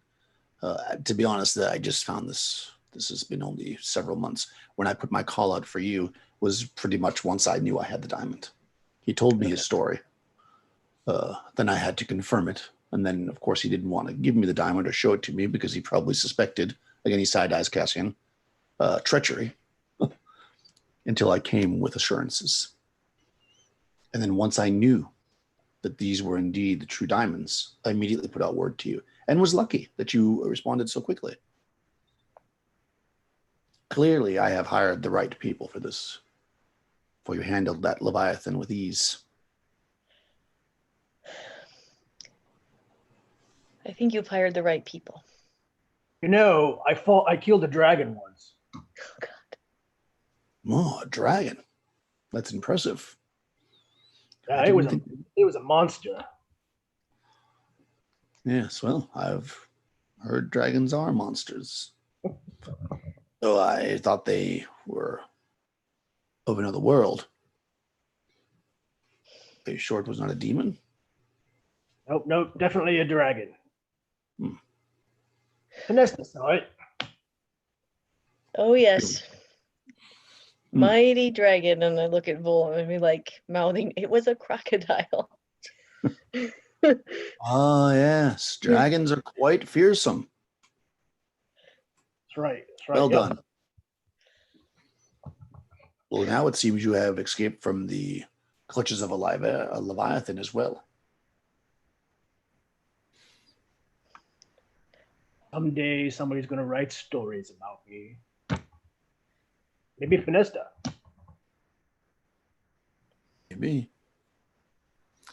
Well, when we return from this trip, I think this will go down in history for sure. The journals that will be written about this, these green diamonds. Everyone wants to work with them. All the those that practice the magic. Yes, I know somebody who would probably be very interested in one. Well, I'm not sure that it will be enough to share. Of course, as we said, I'm not sure how many I'll need for my work. Of course. But once we get back, we will. Who knows? Hopefully, we will not come to jealousy as the other crew. After all, we've already decided that the diamonds are yours. So, no need to argue over those. Indeed. Right. Okay.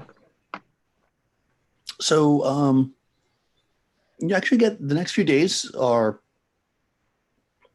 you finally the breezes pick up, and you're sailing through the waters. You know, kind of again hugging the shore where possible.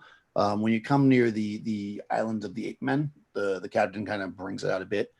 He tells you that the ape men have been known to build long canoes and try to meet even large ships, which if they weren't so suicidal would be fruitless. But the ape men are ruthless, and he's heard of ships being overturned by them. So he feels like it's better to stay out.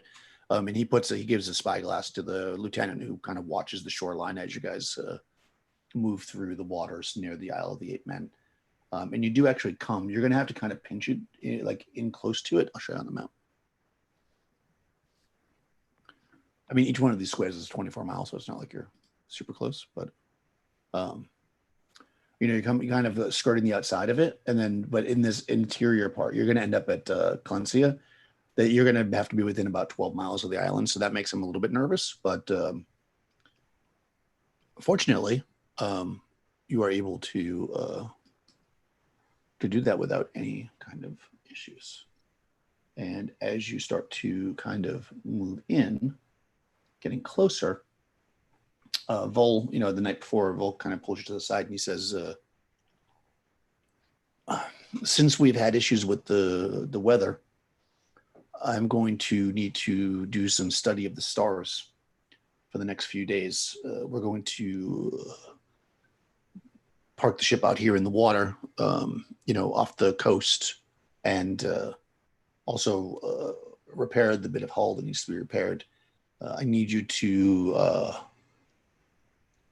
head into Calencia, the village, and ask around for something for me. Again, he's kind of doing this when the crew's not around. The crew will be in, they'll see the sights and drink and whatever. It's a very nice village, actually. We need to refill our water supplies too, make sure they do that. But I heard rumor that there was a piece of glassware found that glows with a green aura. And I believe that this could be connected to the diamonds. If we could find out more information or even recover it, that would be fantastic. Found by whom? Well, apparently, I haven't talked to them directly, but apparently one of the fishermen found it in a sealed metal box during one of their expeditions. They eat shrimp in this place. Strange people. But anyways, they were getting these shrimp, and they found this box, and apparently inside was this amphora, that seemed very ancient, and it was made of green, glowing. I have not seen it, of course. Crystal. It is etched with a portrayal of a Kithara, which, as you probably know, being a bard, is one of the symbols of Apollo. So thinking it was just a beautiful holy item, apparently he brought it into the village and it caused some kind of strife. Apparently a quarrel, and we're not sure, what happened to it after that. I'm just getting bits and pieces of rumors. If you could find out what happened to this thing, if we can find it, we could possibly buy it from whoever has it, because I would love to study it. It'll probably take about 3 days to repair the ship. So 3 days. yes, if you were to go in to shore with the crew, stay in the town, talk to some people, see if you can find any information or find this glass. Well, we'll certainly look for it. At least I will. Yes, I think that you'll be very interested in it. Although I must say up front, and you look at Cassian again, this will count as a green diamond. If it is in fact what I think it is.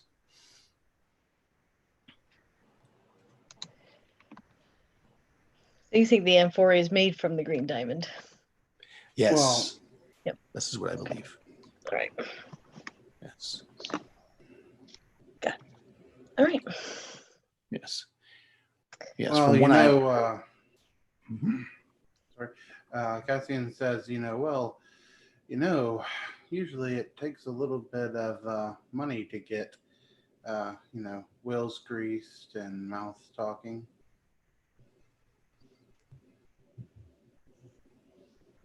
Mm-hmm. Well, to those who are not good at it, I would say. And he kind of smiles up Nesta.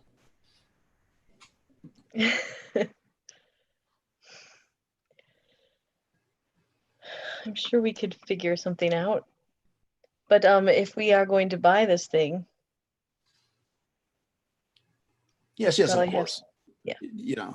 Fair not. And he reaches, he actually goes back into the place where his room. He comes back out with a little pouch, and he tosses it to Cassian. It's got 200 silver pieces in it.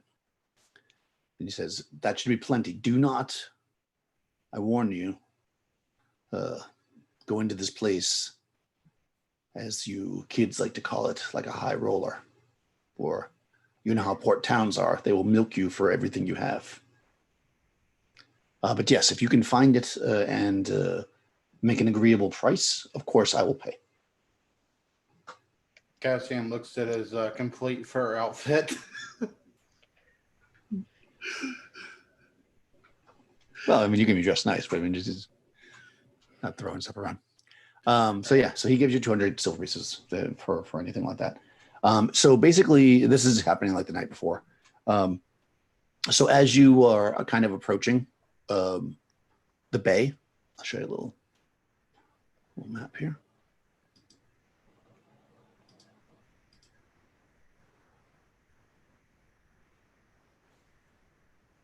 So this is Cape Calencia. You can see it, right? Yep. All right, good. Because I moved the thing in front of it so I could read. So basically, when you're looking at this, the two kind of that's the unfortunate thing about doing it on the iPad. I can't point. If you look towards the bottom of the screen, kind of on the either side of kind of the bay going in, you see there's like square buildings essentially. Are they numbered? Yeah, they are 1B and 1A. Those are like watchtowers. I mean, you can see those right away. The stars with circles around them are large totem poles.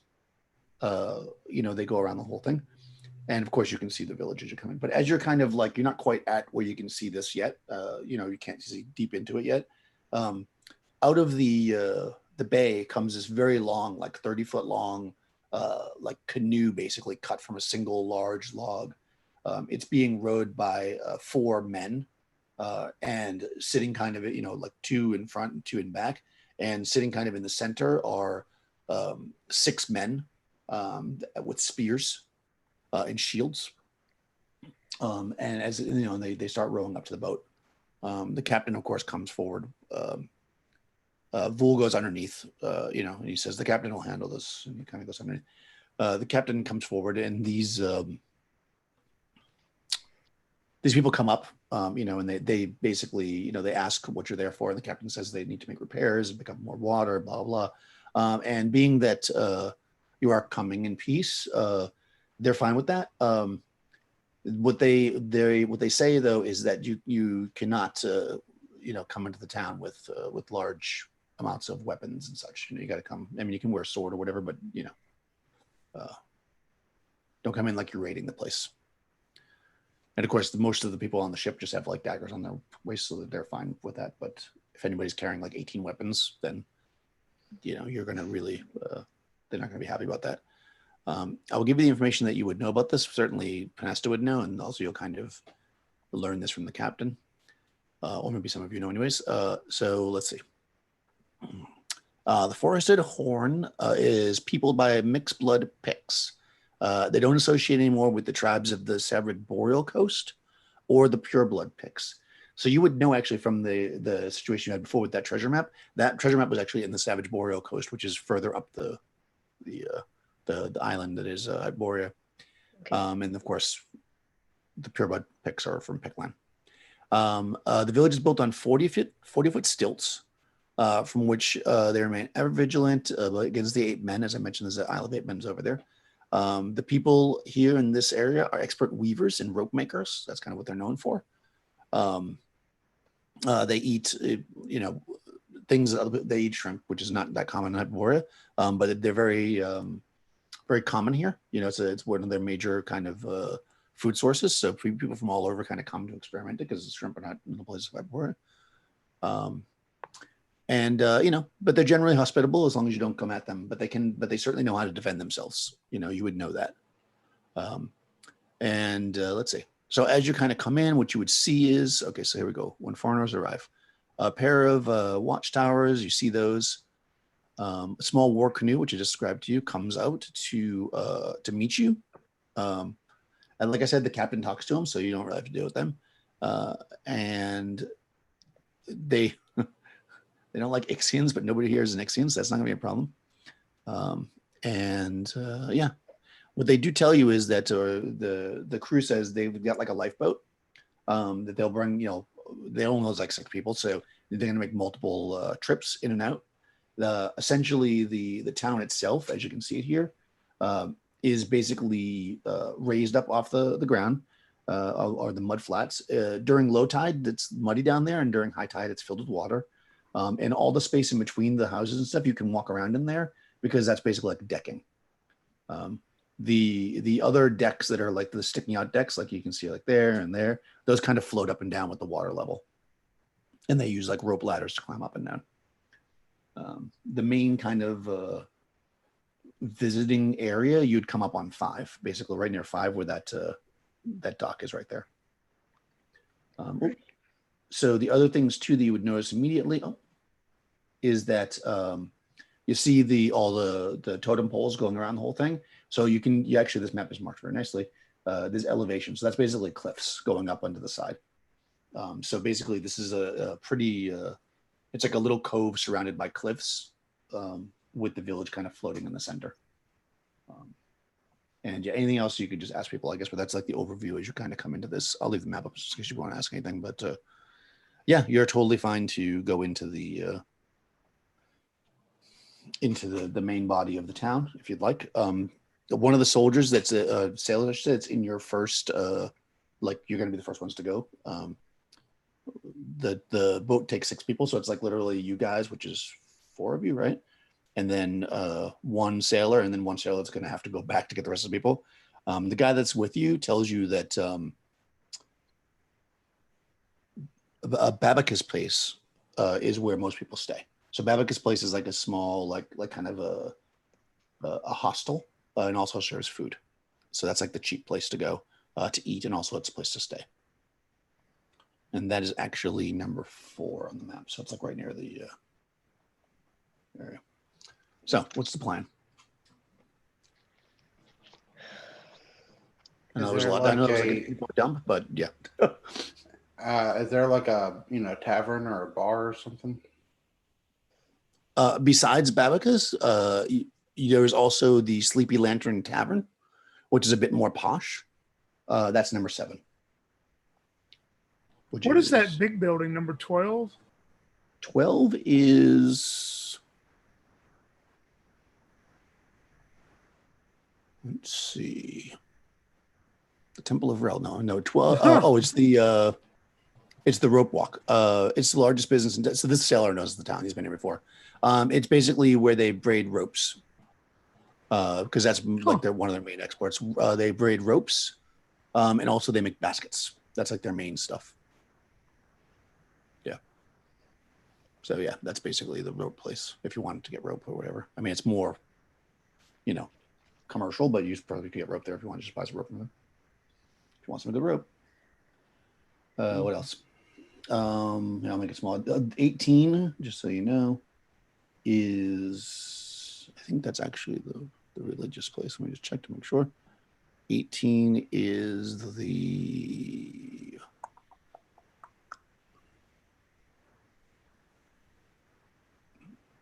that's the monastery. Yep. So yeah, that's the religion. The monks live over there. So you got monks are in 18. Of course, like I told you before, the watchtowers are in 1A and B, so they're right at the edge there. If you wanted to go on shore, you see the 20 up near the top. That's like the way to get up there. There's like a little shed there that has like because what ends up happening is this sailor will tell you. I guess we should tell you the sailor's name because it's talked to him this whole time. He doesn't have a name. This sailor's name is Douglas. Douglas tells you that they do, besides the shrimp and stuff that they get from the sea, they also do some farming. And of course they, so they actually have like some farmland that's up on the shore that they go to. Some people go to work. So that's why they have that access there. So yeah. Any other questions or anything you want to try or do or whatever?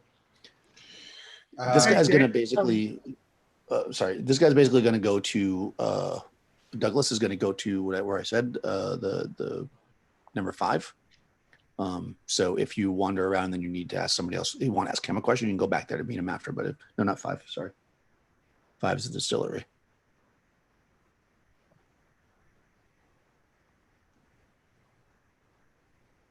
It said 5 though. 4. I'm sorry. I said 5, but it was 4. 4 is the Babacus. But go ahead. I'm sorry. Somebody had something to say. Yeah, I was just going to say before we get started here, can we take a bio break real quick? Yeah, that's probably a good time, actually. Perfect timing. So let's do that, actually. Let's Okay. yeah, let's take 5 and we will come back and find out how everybody does.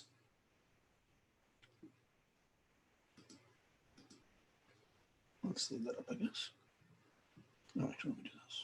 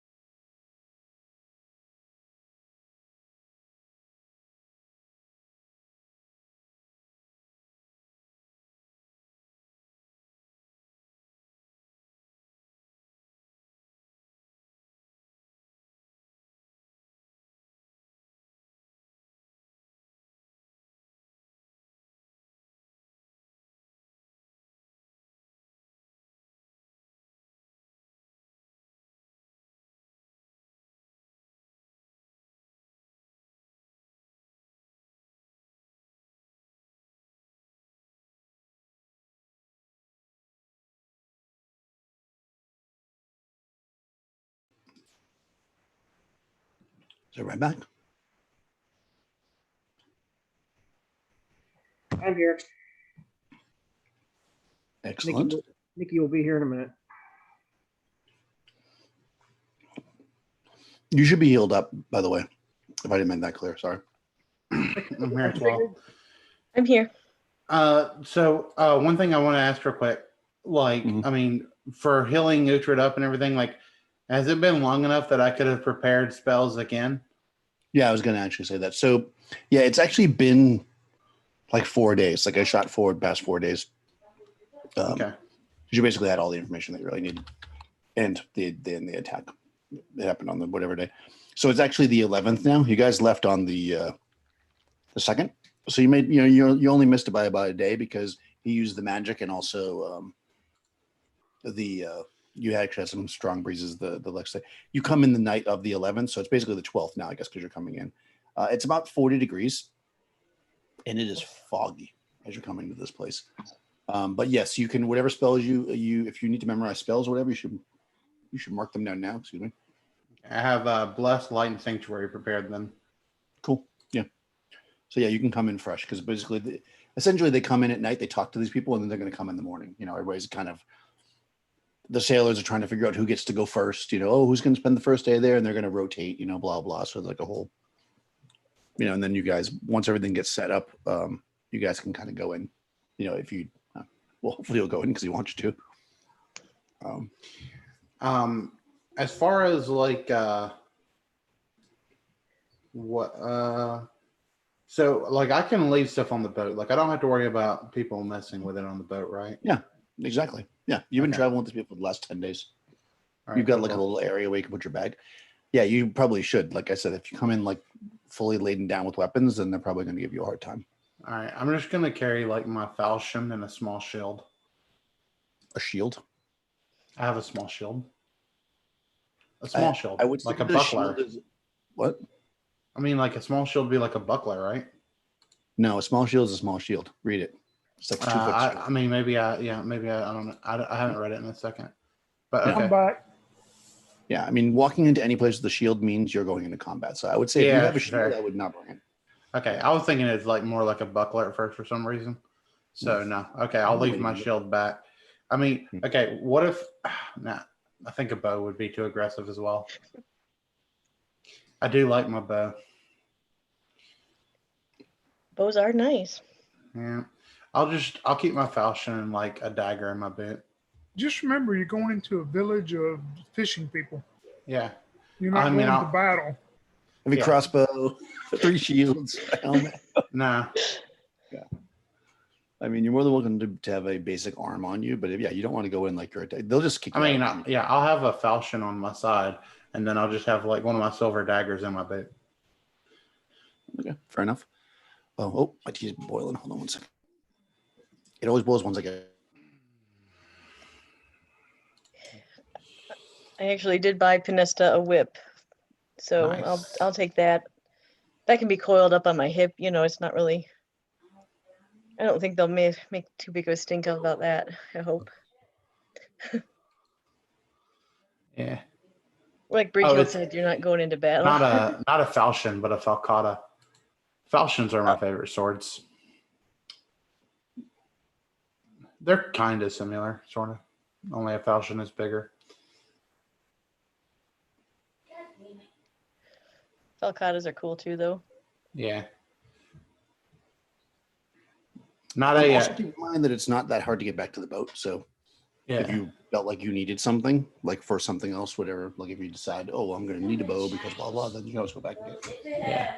I mean, maybe if we go to land or something, but for now, I don't need it in the town. And it's not a falchion; it's a falcata, which is like a short sword. So Okay. Yeah.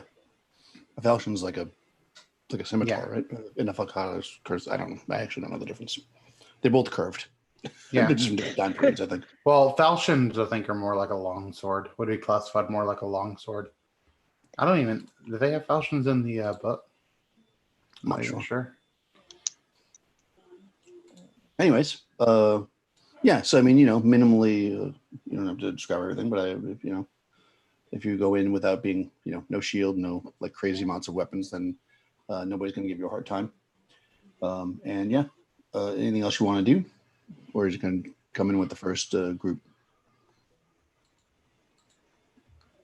Do you have any other questions, or for either the captain who's not going in yet, or the guy that's with you on the boat, Douglas? I think I'm good. I think I'm gonna switch out my gold holy symbol of Rel here for my silver holy symbol. I'll leave my gold holy symbol back on the. Or no, I mean I have actually I carry them in the pouch with me, but I'm gonna put my gold holy symbol in the pouch and have my silver holy symbol out. It just seems more like less like eye catching, I guess, but still like a nice holy symbol. Okay, cool. Yeah, so you guys get in what is effectively the lifeboat of the cog, and you're being you probably help row as you move in to the area. I'll put the map up so we can look at it again.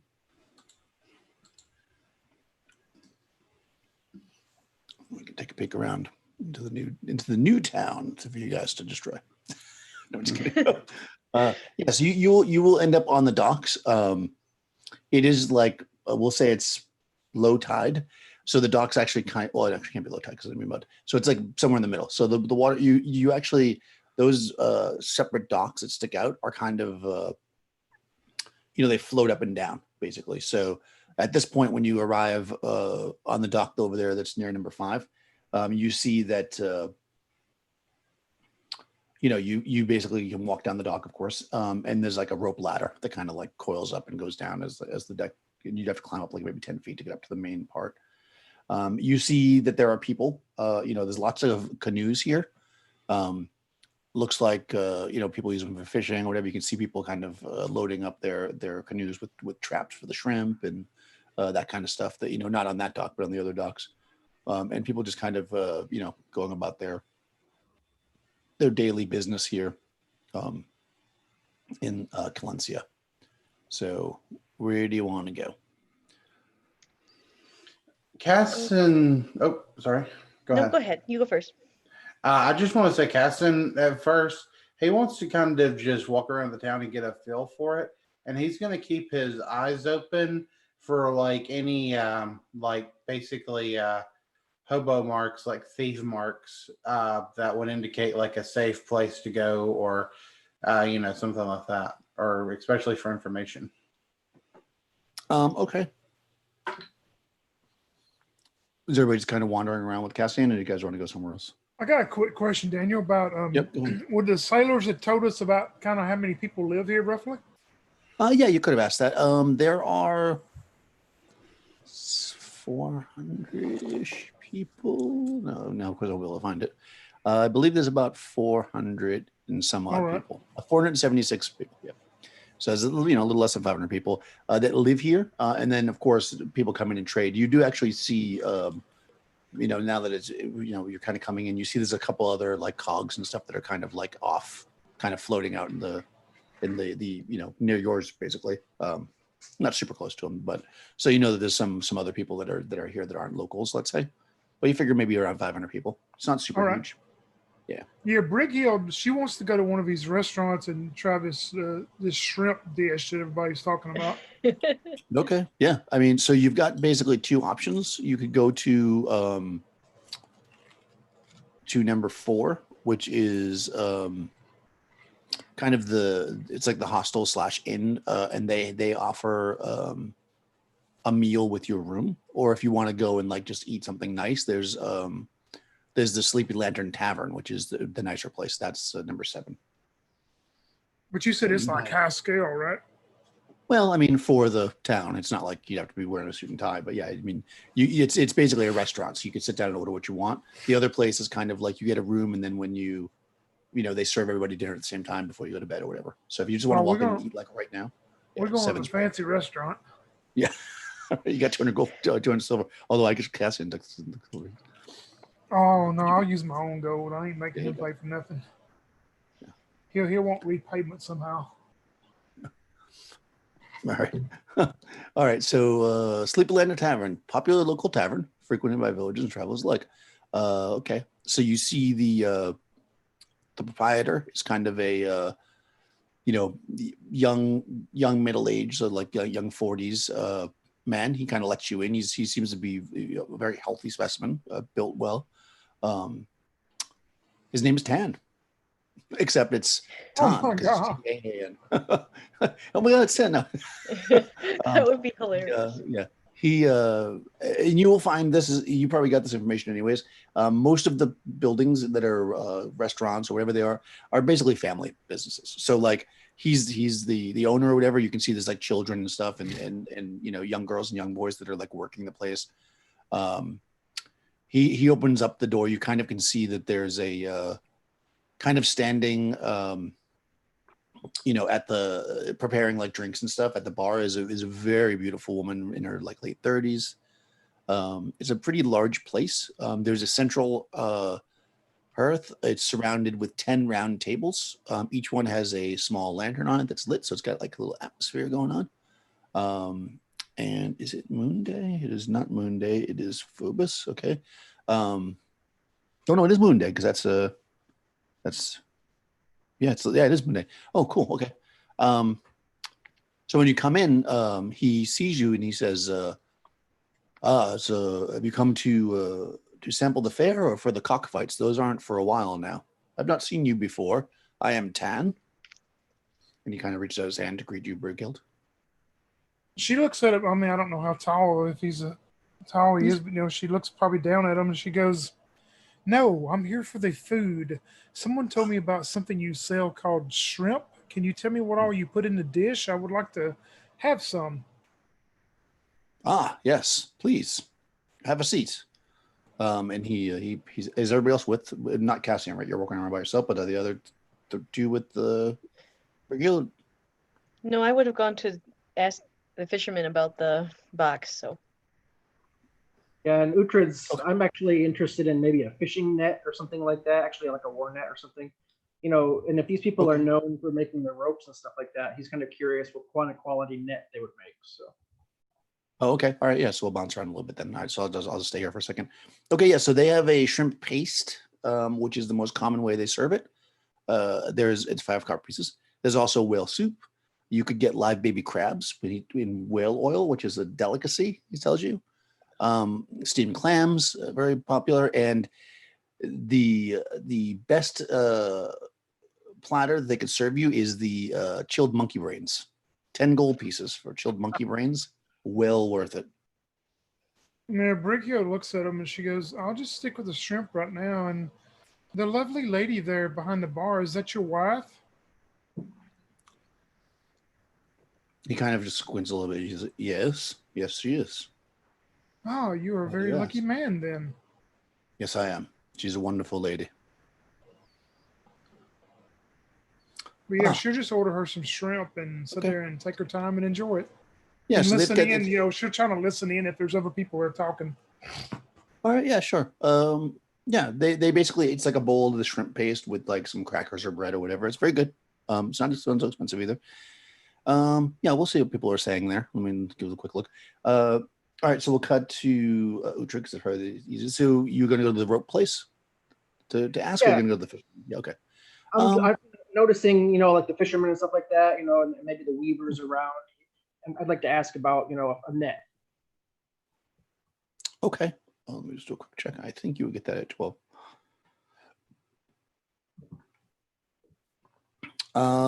Yeah. So if you were to ask, I guess the fishermen about the net, they would send you over to 12, which is the rope place. That's where they get them. Okay. Yeah.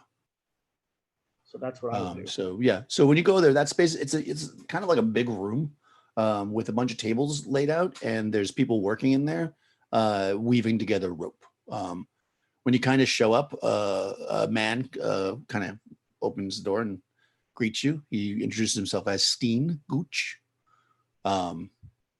He looks at you and he says, "Oh, how may I help you? We haven't seen you in town before." Well, I noticed what fine ropes you you use here. I was curious if there was any nets made of the same, with the same type of materials. Oh yes, some of the finest nets are woven from our ropes here. I have the best weavers. He kind of like puts his arm out and kind of showcase the room. What are you looking for? For crab? For fish? Something more like a war net, maybe. Oh, for men. We don't normally make those, but I could have one crafted. It would probably take a couple of days, though. I think I have the time. How much would something like that cost me? That's a good question. Let me quickly look. It says 5 gold pieces. All right, so probably about 7. About 7 gold pieces. Do I have enough of my own money to do that? Oh, I'm sure you do, yeah. I mean, unless you spent it all. You had 500 gold pieces, so. All right. So yeah, I would like to do that. Okay, yeah. He takes your name and says that he will have it ready in 2 days. And he doesn't take any money up front. He just tells you that's what it'll cost. And then he once you kind of do the transaction, he shake your hand or whatever, and then he walks over to one of the tables and gets somebody working on it. And yeah, they're going to build you a fighting net.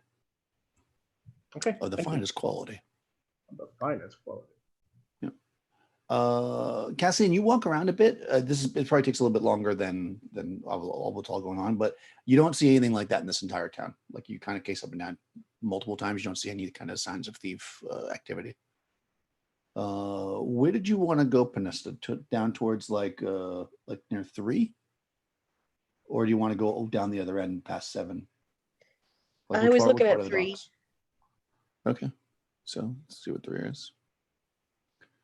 3 is. I'll get the whole map memorized by the time you leave the village. 3 is. Oh, that's the Cooper. Ah, okay. Yeah, so you pass by. You can see that's the Cooper. They make the barrels and such.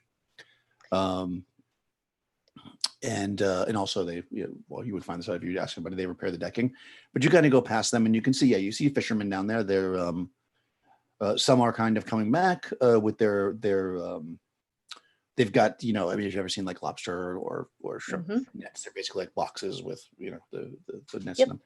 Some are kind of coming back with them. Some are going back out with them. You see, we'll say there's about 10 people currently that are out there. Two like families, like 2 older men with each one with a couple of 3 or 4 like younger people that are helping. Okay. I'll hail, one of the older men and say, "Excuse me, sir, may I have a few words with you?" Oh, why, of course, ma'am. Welcome to Calencia. I haven't seen you around here. It's a small town, so. No, we are just stopping by for a few days, making some repairs to our ship. Have you tried the shrimp? I have had shrimp before. Yes, they're very shrimp-y. Yes. Um, We have something new here. It's called jumbo shrimp. Jumbo shrimp. I don't think I've ever seen one of those. They're like shrimp, but bigger. Well, nothing like naming something so literal. At first, we were going to call them dire shrimp, but then nobody wanted to eat them. Yeah, So we're going with Dumbo. I think that you made the right choice. Yes. Thank you. But I'm sort of a collector of rumors. And I heard a rumor that you guys fished up something even more interesting than jumbo shrimp not too long ago. Oh, really? Like what? Some Was sort it a of boot? box. Some sort of box. A box? I'm just wanting to know if there's any truth to the rumor. When was this? Not recently. The last box I can think of was the one that the Fracky dredged up, but that was some 10 years ago at this point. No, 7 years ago, I'm sorry.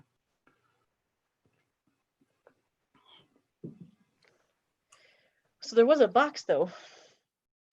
Indeed, there was. Sad, sad tale. Oh, I would love to hear it though. Like I said, I'm a bard, so I collect stories Hmm. and folklore and rumors. Oh, well, I would love to tell you. We're about to go set the traps. Would you like to come? Oh, sure. I've never actually. Yeah, that'd be fun. Okay. Yeah, you jump in the canoe with them. And like I say, this guy, his name is Fredrickson, we'll say. Fredericks. And he's got his family. He introduced you to. They're random people. Doesn't matter until something happens. So I won't name them all right now. And he kind of tells you the story. He says that Fraki Yield dredged up a metal case, and it contained an extraordinary green glowing amphora. It was stylized to portray a Cathara, the lyre-like instrument associated with Apollo worship. We don't really worship Apollo around here, so it was a little unusual. That's more for the people on the other side, you know what I'm saying? I do. He was going to give it to his wife, I hear, as a surprise. So he asked his older brother, Leifer, the canoe carver. You may have heard of him. He's quite a famous canoe carver, actually, to keep it. He put the box in his home, for storage, but his brother, Lodin, apparently opened the box and desired the piece for himself. And when Fraki came around to get it, he beat him senseless. Can you believe it? No, that seems they were brothers. Mm-hmm. Yes, all three of them were brothers. Well, Fraki, of course, crawled home, missing teeth, bloodied, bruised. But when Leifer returned to find out what happened, he was pretty upset, as you might know. And he took the box and the amphora and brought it back to Fraki. And of course, he made Lodin apologize. And Lodin did apologize? Well, he did, in fact. But then later that night, it is said that Lodin murdered Fraki, fled into the forest with the amphora. That's what they say, anyways. He's been missing now for some 7 years. They say he's become a wild man living in the forest with this amphora. What he does with it out there, I do not know. That must have broken Leifer's heart to lose two brothers in such a way. Yes. I believe it did. He's not been the same since, although he still makes the finest canoes. I guess you put your mind into your work. Yes, I suppose you would bury yourself in work to forget that one brother was murdered. And how was Fraki? Fraki was found dead, or did someone see Lodin murder him? Oh, that is a good question. We saw, not me, but we, there's a village, saw Lodin run into the night carrying the amphora and a bloody knife as he made his way to the shore. And then, of course, they found Fraki the next day killed with a knife. So, Yeah. put two and two together. Knife. So Lodin with the knife for the amphora. Okay. Mm-hmm. Well, that is a sad story. Oh, sorry. Go ahead. Yeah, and then of course this takes some time. He's laying out the traps while I tell you the story. So Leifer still lives in town? Yes, he is the finest canoe maker. He often travels up the coast, of course. They say he is looking for his brother. Oh, did I mention as well? This is good because you're a bard. You'll like this part. Get ready for it. All right. Are you ready? Leifer and Lodin are twins. Oh, that's perfect. Mm. This And you know will they make say a fabulous song. yes, they say twins are connected in the mind. Although Leifer is a well-balanced canoe maker, and Loden, they say, a wild man in the woods. So I do not know how true that is. Was this out of character for Loden, or was he always impetuous?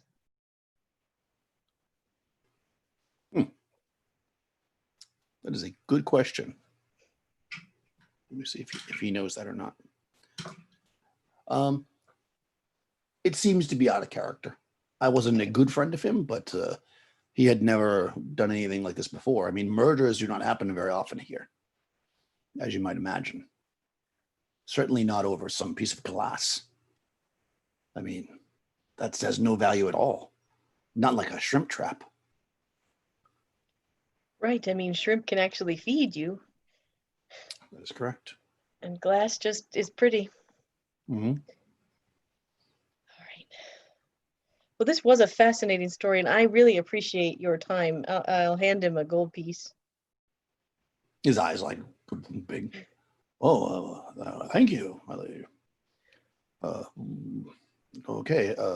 We should be getting back, I guess. And he had dropped the traps, so he starts to bring as the children start to row the canoe back to shore.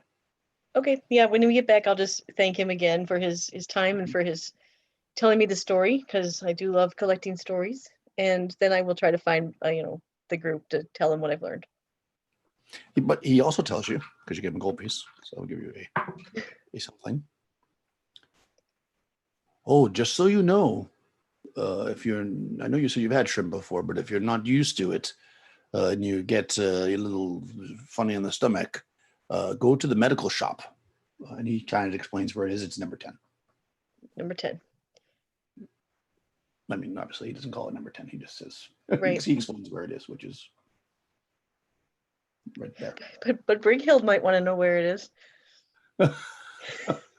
That's some good shrimp paste. We have to roll to see if you're allergic to shrimp now. Con check. Roll for shellfish allergy. Yeah, exactly. We don't quite have that much of a crunchy system. All right, yeah. So, what's everybody else doing? So you eat, oh, right. So you Yeah, over I here. want to. It's sometime I do want to talk to the lady bartender whenever we get to it. Okay, yeah, sure.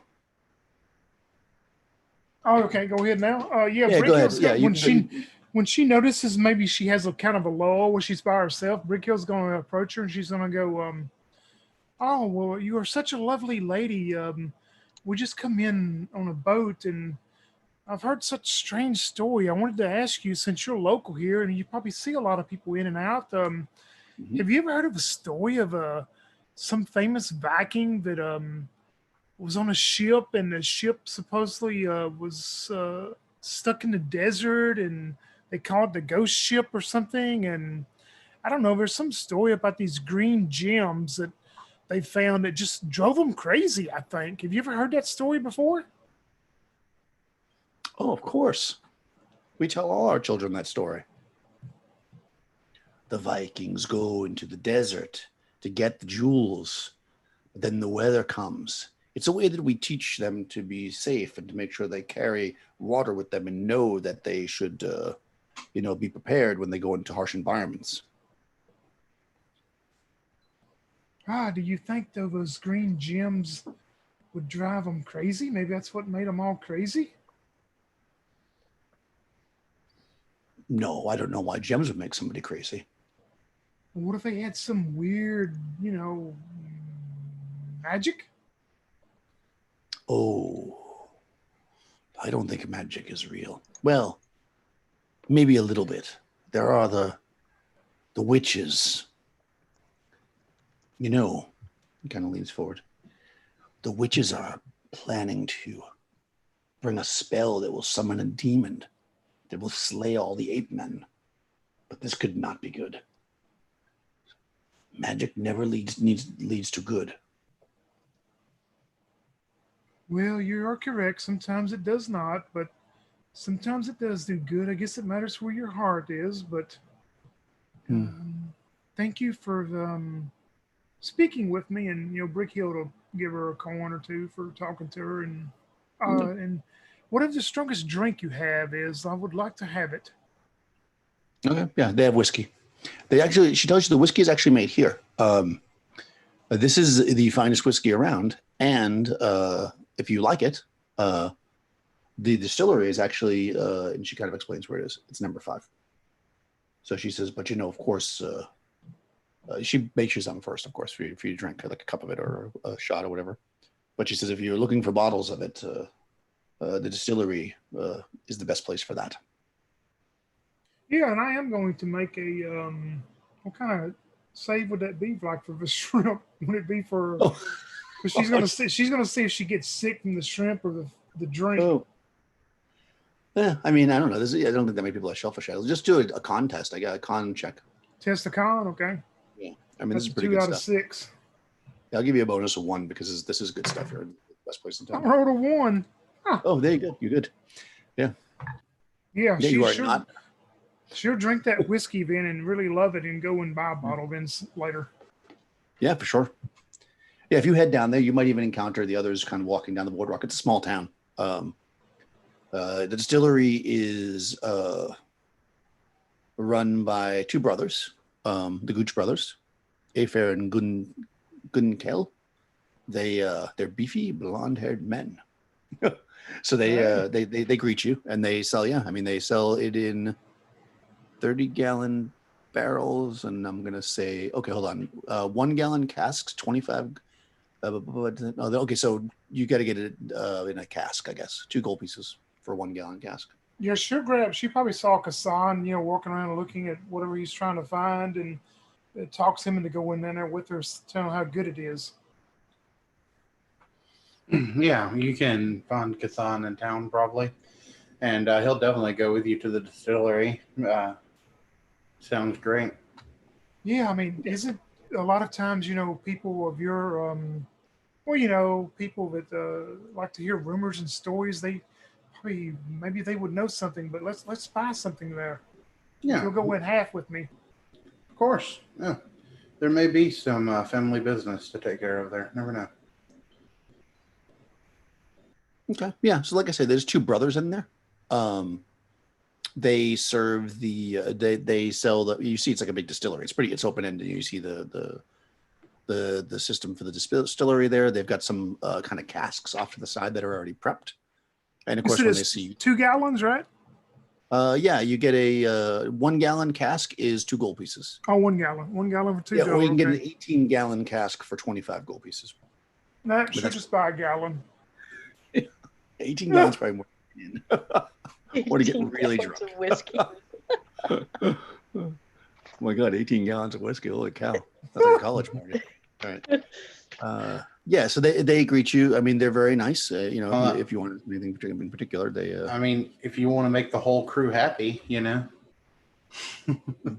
really. So yeah, and if you, of course, especially if you tell them that you came from the Sleeping Lantern and you tried it there, they're like, oh wow, we appreciate it. Besides the rope, this whiskey is one of our major exports. It's funny, years ago they weren't able to have things like this, but we, some 20 years ago, we cut a field up over the hills and we were able to grow our own grain for this, because shipping the grain in was just way too much expense for to be profitable. Yes, very interesting. So, is it true that people around here worship Apollo? Oh, well, I mean, it's always good to give favor to any gods, but typically we are not. We don't have any temples of Apollo here. I guess years ago they did, though. There is a temple of Apollo in ruins now, at least maybe 2 or 3 miles down the coast. So I don't know that you'd pray there now. I mean, maybe you certainly could I'm not sure how that works, to be honest. I'm not that religious. Yeah. But, and he kind of explains to you that. Oh, go ahead.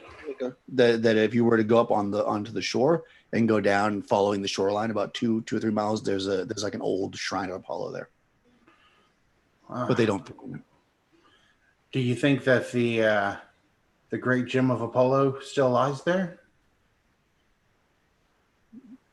He kind of just looks at you with like a expression like he has no idea what you're talking about. Oh, I'm sorry. I heard it must just be an old sea rumor. I heard there was a green gem of Apollo that rests in this place. That's why I thought maybe you worshipped Apollo. No, I don't know anything about a green gem of Apollo. I know that there was brought from the sea. There was a amphora that seemed to be have the sign of Apollo on it years ago. Terrible story behind that. Oh, really? Huh. Deceit and murder. Yes, sad times. I suppose he would just tell us the same story that Pinesta's already been told. More or less. I mean, not exactly that, but close enough that it's the same thing.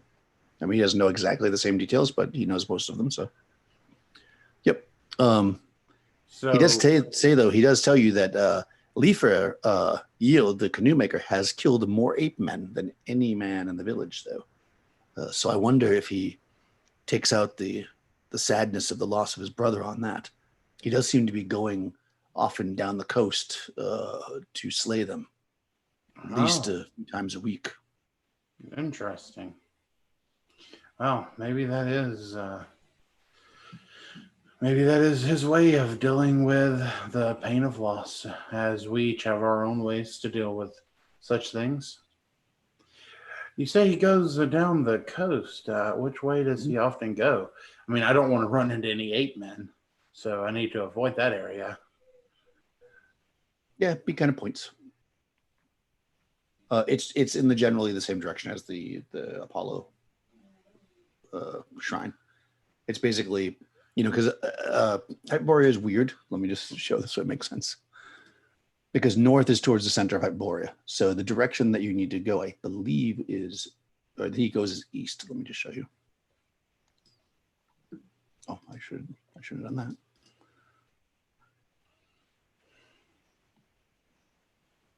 Yeah. So basically you are, north is towards the center. So you're here in Calencia.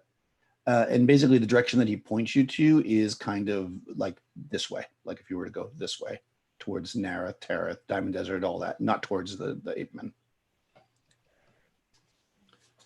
But of course not. So, you're going along the coast. So he basically out towards the water. So I guess it's south. So that's which way the brother goes? Yeah, because basically if you were to look at this, like if he was to go, I guess, west would be towards the Isle of the Ape Men. North would be like towards where those mountains are. So I guess kind of south is where he goes. He goes along the coast, he tells you. Yeah.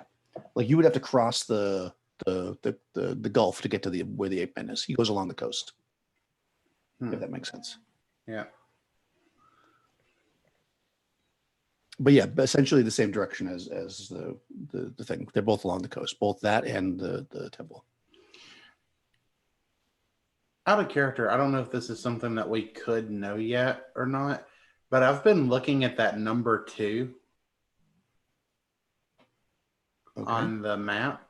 Is that something we can know what it is? Yeah, that's the cave where the canoe came out to greet you. Okay.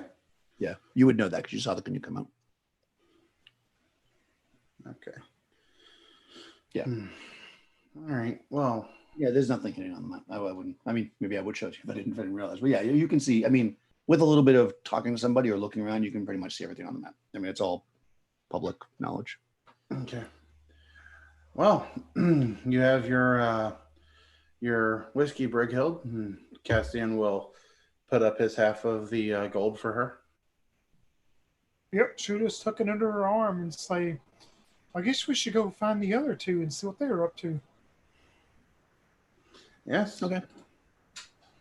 I'm sure that's probably simple enough. Probably Panessa is the last one to join you because she went out crabbing, shrimping rather. But you probably run into Uhtred pretty quickly because he was just getting his net made. Unless there was something else you wanted to do, Uhtred. Nope. Okay. Shove his mouth full of shrimp, probably. Yeah, you can get some shrimp at the you can plenty of shrimp around. Have you tried jumbo shrimp? Shrimp, they're delicious. Yes, they are. I can take you to the place we need to go to, and also bought this. And she holds up the gallon cask, and she goes, "This stuff is just wonderful, but we need to save this one for the ship. You'll have to buy a glass at the place. Come on, I'll take you." And she offers to take Uhtred and Kassan back to the restaurant. Yeah, sounds Okay, good. yeah, so I you guys could go back to fill up on some food. Oh, She yeah. whispers, Sorry, go ahead. Brickhill whispers in Kassan's ear on the way, and she goes, "Do not be surprised when you see the lady that works behind the bar. She is a very lovely lady, but her husband owns the place, so try to be on your best behavior, please." Of course. You mistake me as some kind of vagrant. Oh, no, not at all. I just know that sometimes you appreciate lovely things also. Well said, Brighild. So you get back there, and now actually it's getting more full of people. But you're still able to pretty much get a table. And they offer you at this point it's so busy that the owner's not really he's greeting people. He's also starting to prep for the cockfights. But they offer you the same menu, shrimp paste, whale soup, live baby crabs in whale oil, which is a good one, steamed clams, of course, chilled monkey brains, beer, wine, and whiskey are all available. Yeah, I'll take the crab and well oil. Yeah. The live baby crabs and whale oil, very nice choice. This stuff's all pretty cheap. The only thing that's expensive is the monkey brains. So, I mean, being that you have 200 silk pieces, you're fine. You can buy a bunch of stuff if you want. So yeah, this woman is quite attractive, Cassian / Uhtred. And you can definitely tell that the owner / husband is kind of, every time he sees somebody look at her, he kind of scowls a bit. But you also sit in a table next to some hunters. They're drinking pretty heavily. They're drinking the whiskey. They actually see that you have a cask. They go, "Oh, I see you've found one of the secrets of Calencia. Our whiskey is quite good." And they raise it and drink back. Yes, it is. And Brickhill to raise a glass, she probably bought there at the restaurant again. Yeah. Yeah, there's a few. They say, "Oh, you are new in town. Clearly, enjoy your time here. This is a fine place." Yes, we are on a ship here for a couple of days layover. You are local men? Yes, we are hunters. We head off under the dry land to bring back game like deer and those things to give us a little surf and turf. Yes, they should have some type of venison dish here. That was delicious. Yes, the deer are fat and wild in this area. For the ape men do not eat them. They tend to stick to human flesh when they can get it, or bananas for some reason. But either of those two things. Do you ever run into any wild men other than ape men out in that jungle? I've heard tell of people running around naked. Yes. There is a madman, they say. He haunts the ruined fane of Apollo and will take your soul on a full moon. Or something like that, and they'll start laughing. Yes. What silliness. So they're gonna have cockfights, right? Yep. Can we get on that? Of course. We'll say Pernesta somehow find you if that's what you want I to was do. just about to ask you, am I just wandering around aimlessly? Yeah. Did you want to go somewhere else, or did you want to just find them right away? I'll find them for now. I mean, you knew there was only two places to eat, and they were going to eat, so it wouldn't take you too long to find them. Also, sorry, I gotta go back, Crystal. I script, but actually, the direction that he goes down the coast and And the thing is towards the mountains. Actually, it's not towards the water, so it's the opposite direction. It's actually. Oh no, I'm right. South. No, I'm okay. No, I'm not. I'm right. Man, the directions in Hyperborea always throw me off. Flat Earth is not a good thing. I mean, in life, thank God we don't actually have a flat Earth. You never know what direction everything is. No, I was right. Southwest. Yep. Can't say that, Daniel. You might offend one of your viewers. I don't think so. I mean, I live it in the game. I just always get directions. I'm always like north. I'm like, hold on, north. Because depending on where you're standing, it's always So southwest is basically the direction that which is exactly what he told you. So yeah, you come into this place. You can see they're pushing the tables apart for the cockfight, Pinesta, and you see your friends, indulging in some whiskey and talking with some semi-rowdy hunters. Okay, I'll go sit with them, and I guess we can compare notes in a way of what we've learned today.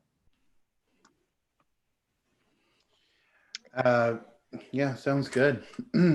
Cassian, how much money are they putting on these roosters? Well, I mean, they're not tremendously rich, so you could bet up to a gold piece, we'll say. All right, yeah. Well, I mean, yeah, he doesn't want to draw too much attention. The captain kind of warned him about that. So, like, what's the average that people are? I mean, most of them are throwing in a couple of silver, per fight. All right. Yeah, he'll throw in, like, let's say 6 silver on the first fight. Yeah, I mean, as the night progresses, they obviously get a little. As the drunker they get, the more they throw. So the first fight, they're not, they're not going to be doing too much. So yeah, these guys kind of, if you allow them to, they kind of join you in a sense, and they're hanging out. So if you have any other interactions you want to do with them, they're getting drunk. Are they like various ages, or are they like older guys, or? Yeah, I mean, they range anywhere from like maybe around like 16, he's like a young man, to they're all men, to maybe their mid-20s, and there's like 6 or 7 of them. Brick Hills, after she's drank some, she's gonna look at them and go, "Which one of you is the better spear thrower?" Oh, well, we usually use bows. Then they start pushing the young person forward. He's really good with the spear. Go on, show her how good you are with your spear. And of course, now he's embarrassed. But yeah, the kid comes forward. I'm pretty good with it. Well, I think we should go out back and have a contest. I know we can't carry spears around, but do you have one that maybe we could throw? I mean, on shore. We have to go to the shore. Well, let's go. Okay. He kind of looks at the men, and they're all like, so, yeah, he goes with you. Yeah, you can take there's a little boat that brings you over the shore, and sure enough, there is a little hunting area there where they keep their spears and stuff. So yeah, Bricky was just going to go over and see if he's a better spear person than she is. All right. Roll a d20. You got a 19. Oh, man, I had 18. Just barely better. Yep, she'll give, even though she's drunk, she's kind of down, but she says, well, yeah, you're pretty good. Y'all have a lot of practice here, but I haven't been home in a long time. So, yeah, okay, that's good. I'll buy you a drink. Yeah, he goes back. He's happy to have drinks bought. Go ahead and roll a d20, Crystal, to see if you win the cockfight. Okay. Is anybody else betting on the cockfight? Oh, yeah, Big Brickhill would have thrown in those first couple of ones. Okay. No. No, thank you. So D20? Yeah, Oh. well, you can. Crystal's roll the first one, or then you can roll the second Oh, one. man, I just wasted that 20. Oh, no. No, that's fine, Tony. You No, you said you were going first, so go ahead. I mean, that's fine. You can, I'll totally let your place. You got a nat 20. What'd you get, Crystal? 14. Okay, that wins. Yours will really? be for the second one, Tony. You can keep that roll for the second one. Let me just see, but they might tie you with the 20 as well. So let me just. No, all right. And actually, that's good that it worked that way, because the 14 beat the first roll they made, and the 20 meets the second roll they made, which was a 17. So yeah, you guys double. You threw a couple copper in, silver rather. You double that in the cockfights. Oh, yeah, and that's when she goes spear throwing. Nice. All right, yeah, you guys are meeting. So yeah, Did this kid tell you anything else? Yeah, she would ask him about maybe on the way back about the ghost ship, if he's ever heard the story about the ghost ship and if he knows anything about those diamonds. She's heard they drive people crazy. Of course, she's making that up, but Yeah, he doesn't know anything about that, but he puts together crazy and the green thing, and he does actually kind of tell you a shortened and not exact same story. Probably because he's a kid, maybe of the murder. And he adds that some say that London might be the wild man of the woods. That's why when we go out on full moons, we always carry our silver daggers. I haven't earned mine yet, though, so I'm not allowed to go out on them. But I will soon. yes, keep throwing spears that way and you will. But yeah, so you're able to. Does anyone else want to talk to anybody else at the place, or hit on that guy's wife so he kills you? I wanted to ask the hunters if they'd ever seen Loden in the woods. A load in particular, they say, "Oh no, he's dead, long dead. Okay. Nobody can survive in those woods. We go in there all the time. There'd be no way a man could survive, especially with that wild man running around. If that is true, we just think they're actually just ape man sightings. To be honest with you, ape man, wild man. Makes sense. Casson doesn't want to hit on the bartender's wife because, he's actually respectful. But, he will try to go and find someone else to be with for the night. Male, female, doesn't matter. Okay. Sure. Make a test of charisma. Okay. Let me see. Test of charisma. My charisma is a 14, so that'll be a 2 and 6 or a 3 and 6? Should be 3 and 6 actually. Yeah. Okay. And do I add my charisma bonus to that or no? No. It's just a straight roll, a D6 roll. Okay, 3. So okay, yeah. You're able to find somebody, not a local though. Okay. Somebody else that's traveling, whatever, and whatever. They're staying in that same inn. Oh, and Brickhill would have left the cask of whiskey with Uhtred for him to protect it. Of course, if he tapped into it, that's another thing. But yeah, well, they probably don't want you drinking your own whiskey at the place. So, we bought whiskey. But yeah, you guys have a good time. I'm assuming that you're going to go, unless you're going to go back to the boat, which I wouldn't recommend if you're drinking and stuff. And get on a boat and go out there. But if you want to, you'll probably stay at that place. It's 1 gold piece to stay at the lodge or whatever. And that includes a meal, so you get a meal in the morning too. So yeah, that night passes. And Brickhill would tell him at night before we settled down that it would appear that some of these people here in this village are very frightened of the magics and the arcane arts that maybe some of us possess ourselves. So I would be careful about using them. The beautiful lady at the restaurant was telling me that there's something about the witches that are supposedly trying to summon a demon to go and slay the owl, the ape man, and she didn't speak very highly of these witches of using these arcane arts. So just be on guard if you do have to use them here. Good advice. Thank you, Brickhild.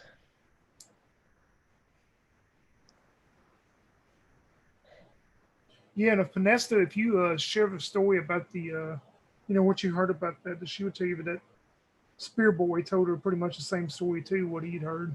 Yeah, I would have shared that, and I'd have told you about the twins, and yeah. And they must know. Sorry, go ahead. No, go ahead. They must know which one is which because Leifer makes the canoes. Otherwise, how did they know it wasn't Leifer that they saw with the bloody knife? Well, they say he's a very stout and brave warrior from what the 2 guys at the distillery told us. Maybe we should take time to follow this Leifer. If we, see him going out, he may lead us to his brother, and that jewel that we seek? Oh, some people though don't like to be followed though. If he's such of a brave warrior, he may turn on us, and we would have to push Uhtred forward. I didn't say that we should let him know that we're following him. Or what if he is smart enough to catch us? Maybe he's in town and we could find him tomorrow. Maybe he hasn't gone out.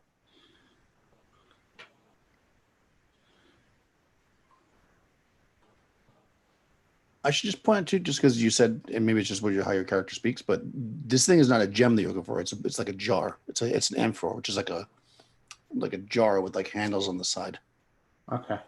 like a jug, basically. It's relatively big too. It's like probably like, it's not like a little thing. Well, object. Yeah. That we No, seek. just so you know what it is. Say that way if you. Yeah, if it no, wasn't. I was confused. I thought it wasn't like a gem. Yeah. And also, I think somebody asked and then I didn't fully answer it. They basically the Kraken or the dimensional dweller is their main god. I think somebody asked about that. I think it might have been actually Cassian, and then I kind of didn't answer it. Yeah. Because when you asked about Apollo, yeah, they don't really worship Apollo. They worship that's what the monks are.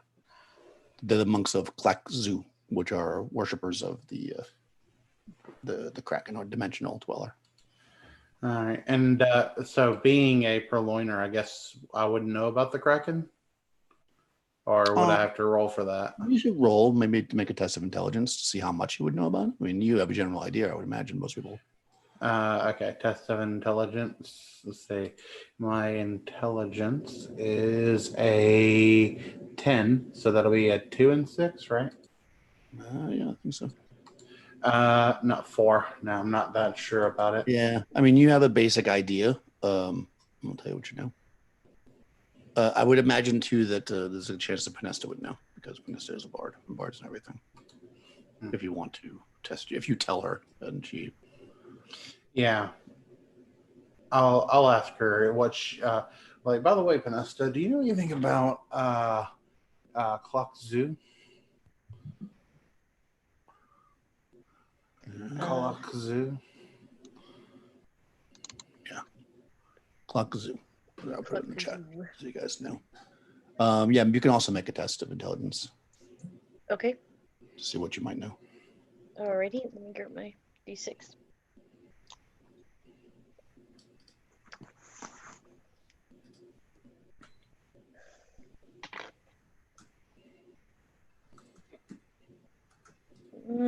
Four. So, Okay. yeah. I mean, you know that I mean, this is what most people know. It is a chaotic deity, and its main kind of thing that it handles is dimensional travel, like going in between other dimensions and going to other worlds, like possibly going to Saturn, things like that. But you don't really know a whole lot about it. I don't know much more than you, Kazan. Huh. It's interesting. Yeah, I mean, it's like and just so this is clear too, because I think sometimes this doesn't, we forget or we don't mention it, that the main deity in Hyperborea in general is Zaquaqua, Zathaqua, which is a chaotic deity. Actually, the most people do work. So the fact that the Kraken is chaotic doesn't mean necessarily these people are evil. It's just that most people in Hyperborea worship chaotic deities. Just a heads up. Everybody would know that. You guys are the good guys because you worship neutral deities for the most part. So what else? Where's Dan when we need him? I know exactly. Well, I mean, you probably remember, even though it was 8 months ago, that the guy that you met, the one that remembered you the first time, then didn't remember you, that kind of looked like a fish, had mentioned about the Kraken. That's right, he and did. having seen him. That's probably where you remember that from. He said that he had gotten a vision from him, and that's why he needed that gem. I'm gonna write that down again anyway. Okay, so what's the plan? Just sleeping? And we sleep and we're up. Yep. Okay, so it is the 13th day of the second month of the 8th year. And it is 40 degrees, partly cloudy with a little bit of a breeze. You get up, they serve you a meal in the morning, which is this is a good meal, so I'm going to tell you what it is. Let's see. I should probably tell you about the place because you went in there. Inexpensive food and lunch. It's a 3-story house. The woman who runs the place is, yes, you might guess it's called Babaka's place. It is Babaka. She is an older, kind of chubby lady. She, again, just like everyone else you've seen here, it's like a family business. There's like long tables in the middle where everybody sits, kind of 12 per table, three tables, 12 per table. Okay, so you get your meal, which is fried grasshoppers, boiled eggs on raw eelgrass, shrimp paste, which is a good one, and then you could have tea because it's the morning. I mean, there's tea or beer. If you really want beer, they'll give it to you, but typically they serve tea in the morning. And it is delicious, especially the fried grasshoppers. For a little. Go ahead.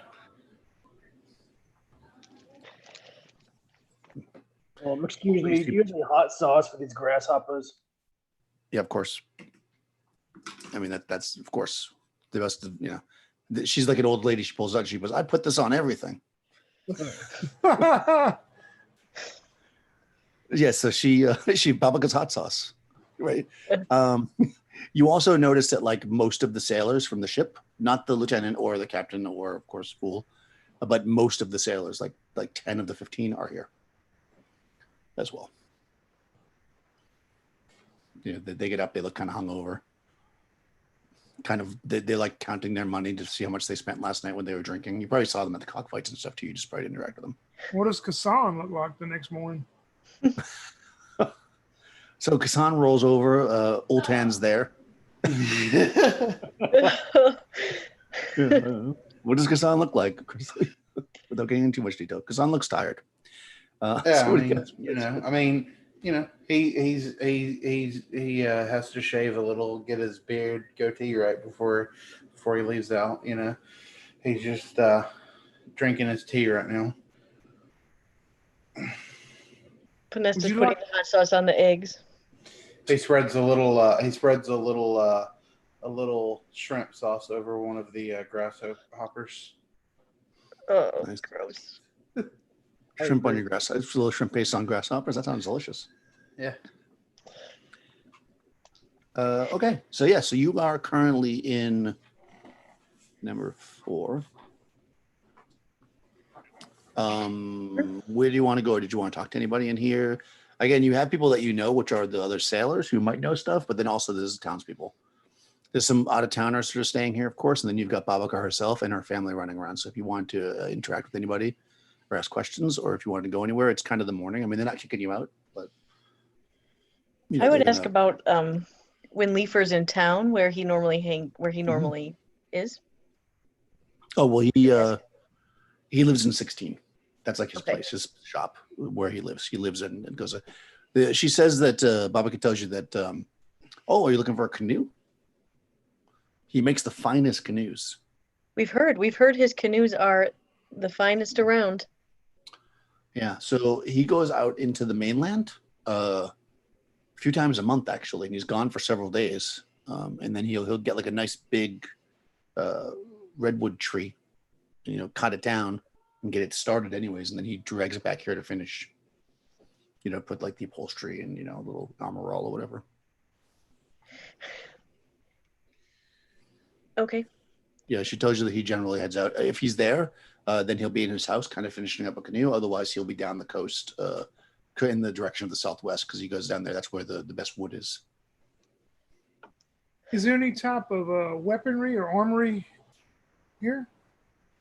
In the entire town or in this place? In this town. Yeah, there is a blacksmith. Oh, that's perfect. That's what Brick Hill used to be. Yeah, if you go to the blacksmith, which is number 9, It's a relatively small space. The smith is Udair Sakasun. He's just blah, blah, blah. Okay, he's got another. Okay, so it's basically an older guy and a younger guy. When you go in, you see that there's a he's got some stuff like nails, tools, spikes. You see some hatchets, some spearheads, fishing hooks. He's got basically his supplies, arrowheads, stuff like that. Some knives, and you don't see a forge or anything. There. You're on the water basically. So, but Yeah, Brickia will take notice of his stuff to see the condition. And then she'll say, well, where's your master forge that you create your weapons at? They say this is way before my time, and I'm not a young man. There was a forge out here, and then they rebuilt the town. And he laughs. He says, we have a forge on land, of course. We head out to do any of the forging, and then we do the finishing work here. Ah, keen eye, though. Are you a smith by any chance? My father was. I grew up in it. He trained me in that until I left my home. So, yes, I do have some knowledge in things, and there's something I'm looking for. I'm going to be here for, I think, one more day, maybe two. I need a silver dagger. Ooh. I don't have any silver daggers. We could add some silver to a knife here, but of course, I would need silver. I don't have any blocks of silver to do that, so I don't know if I could do it in a day, unless you have a large amount of silver. All I have is a cask of whiskey. And she starts laughing. Yeah, no, not for payment, to put into the device. I mean, you're only here for another day, you say? Yes, I think our ship leaves in a day or so. I can see what I can do as far as getting some silver from other places, but we'll likely have to melt down coinage which they really don't like to do. But, of course, nobody has to know. Well, it's no big issue. I just heard a story last night about maybe some wild man that lives in the woods that the hunters say they take their silvered weapons to protect from him. Oh, yes. Yes. The wild man of the woods. I've also heard that. Well, I would say that if you are facing a beast that needs to be slain with silver, you might want to say some prayers first. Oh, of course. And I heard another silly story. Have you ever heard the story about the ghost ship and it's full of these green diamonds and once you touch the diamonds, they just drive your mind, you just go mad. I mean, I've heard many variations of that story, but never one in which people go mad.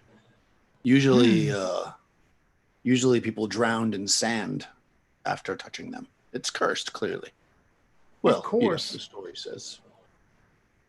Well, I will come back before I leave, and if you do happen to have the silver dagger here, I will make sure to pay you well for your time and your craftsmanship if it meets my standard. Of course, he kind of winks at you. I will see what I can do. Yep, and she'll go on. She'll go find the rest of them, or if they're whatever they're doing. Yeah, as you're kind of leaving, you probably hear him talk to the boy that's there, and he says, "Go do," he names off a few names, and see if we can recover enough silver to fortify a knife. And then the kid leaves, and probably leaves just behind you. I want to go see if Leaper is home. Oh, okay. Casson is going to go with Pinesta, and on the trip there, he'll say, basically, we should be careful about what things we say. We don't know exactly what is true and what is rumor, and this is likely a very sensitive subject for him.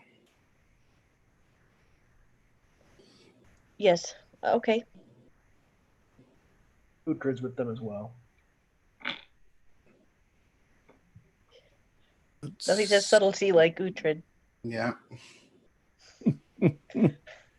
What? What are you talking about? Cass, like Kassan and Panessa walk in. Hey, want to tell us about the jar? No. All right. Want to tell him about the jar? Uhtred walks in. So you come up to the place and you can actually hear people talking and stuff. And as you come in, basically, the doors open in the front to let breeze blow through, and you can see an older man. He's got to be like 60 years old, anyways. He seems to be directing some like 5 or 6 younger men in the final kind of carving and painting of a large canoe. Looks like it's almost a 24-foot long canoe. It's a big canoe. And then, of course, when you walk up, he kind of turns and looks and he says, welcome. I haven't seen you here. Must be new in town. Can I help you? Out of character real quick, Daniel, what was it his brother could make really well? Didn't what he say? No, we I didn't. thought someone said something about that. Nope. Okay. I don't think so. Let me just check. But nope. Everyone keeps talking about he is a great canoe maker. Okay. All right. Nobody says anything. In fact, nobody told you anything about what the brother did, except for the other brother. The brother that got killed was a fisherman. Right. I'm just looking at what information I gave you. All we found out was that was out of character for the brother to do what he did. Right. Yeah, it's unclear what the brother did. You Okay. just know that they're brothers and that the one was a fisherman that got killed.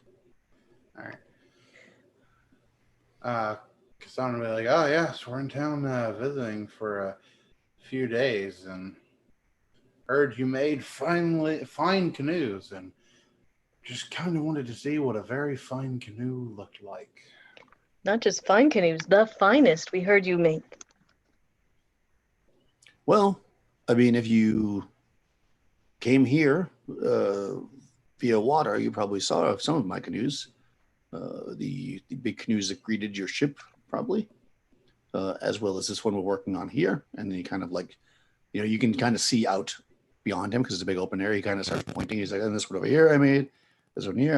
This is what I do, right? Everybody has a calling in life.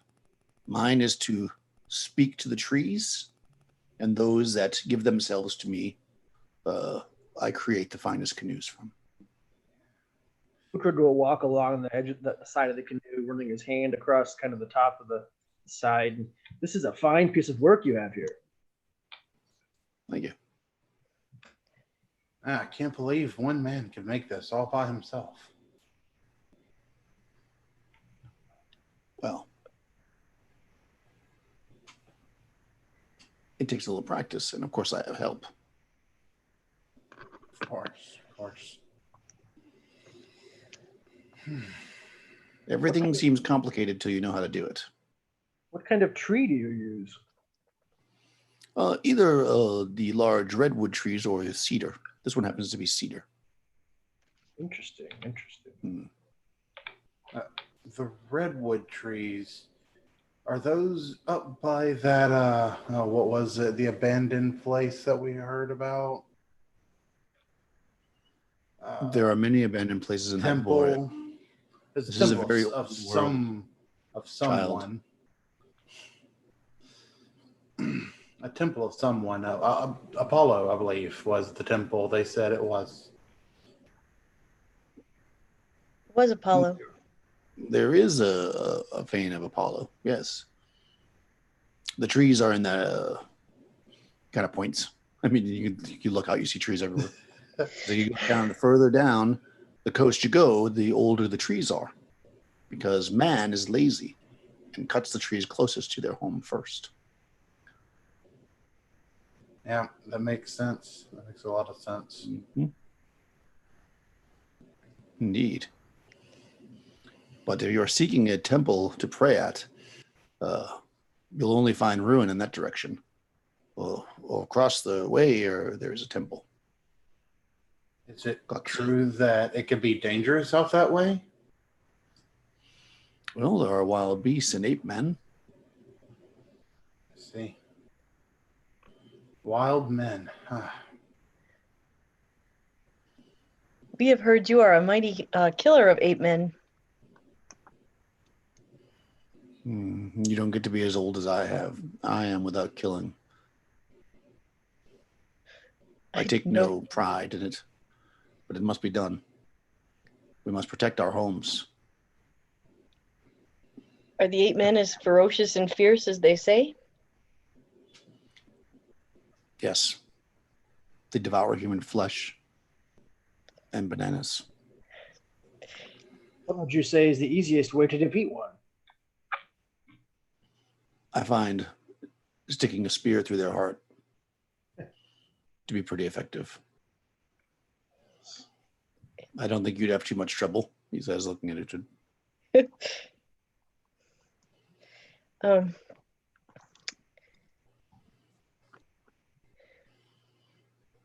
Can Are I? you Oh boy. looking to kill ape men? Is that what you're looking for a canoe for? Oh, I'm just gonna. Oh, no. I'm here to talk to you about a story I heard. A story. Yes, I'm a collector of stories, a bard, and I I always like see. to make sure I have the details correct. Mm-hmm. He kind of side eyes over at the people that work on the canoe, and he says, "Okay, here, sit." And he kind of directs you to the other end of the, kind of away from where the work's being done. And then he reaches out and gets a bottle, or I guess a cask, a cask of whiskey, which is everywhere here. And he pours himself a cup, and he pours one for you. And then he looks at the other two. Are they going to sit down too, or? Sure. I'm assuming Vanessa went with them, but the other two. Yeah, Yeah.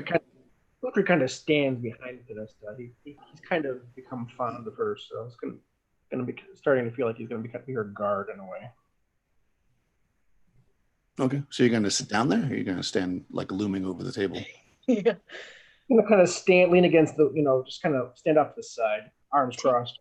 All right, so you're not going to like go out. You're just going to like watch from a distance. Okay. What about Cassian? Cassian's gonna kind of just like look around the shop. He's just acting like he's like really fascinated by the tools and such that are being used, and watching the craftsmen as they work on this canoe. Okay. Yeah. So he pours a drink, and he pours one for Pernesta, and then he takes a sip, and he says, "So tell me your story." So I heard a story of a green rock that causes madness in humans. And then I heard that a green, yes, like a glass, green glass.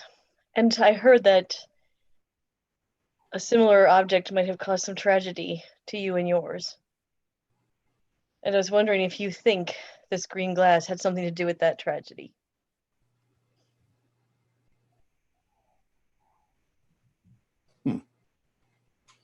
Well, I would say that in fact it did. Yes. Is that what you wanted to know? Can I ask about your brother? I don't mean to give offense or poke old wounds. My brother was the kindest man I've ever known. But witchcraft took him.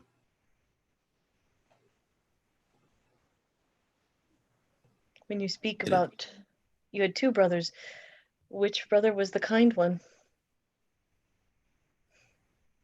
He laughs. He says, "Well, it is true that I had two brothers, but I know which one you speak of."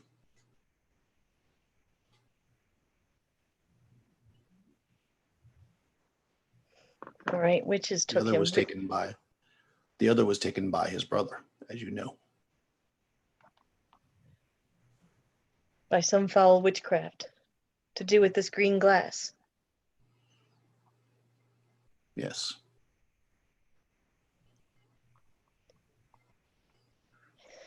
Did you ever see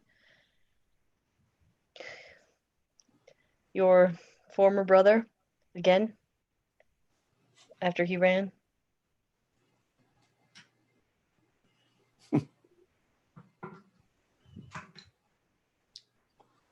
What's your charisma? 15. 15. He stabs you in the face. No, I'm just kidding.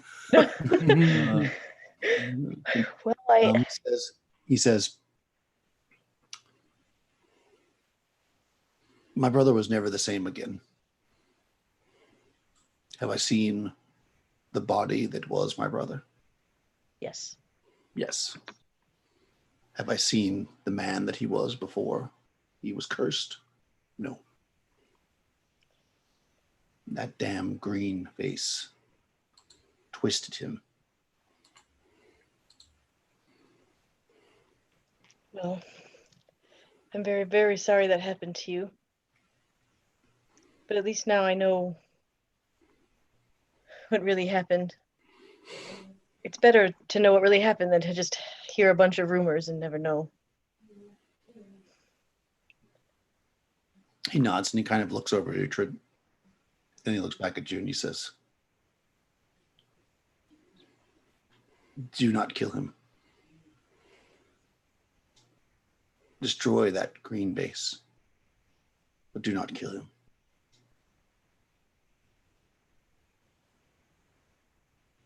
I will try my very best to do as you ask.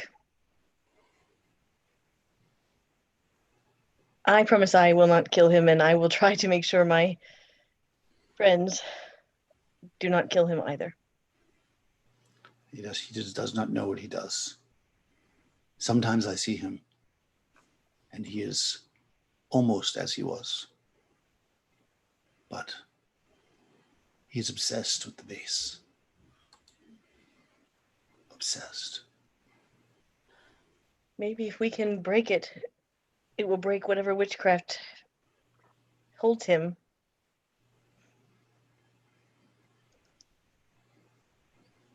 He says, if you could do that for me, I would be in your debt. I have not much, but I got the best canoes in town. Right? You never know when you're going to need a really good canoe. That's true. I will say to him, if I am to do this for you, I need to know where you have seen him. 10 miles up the coast, there is an old shrine, the Fane of Apollo.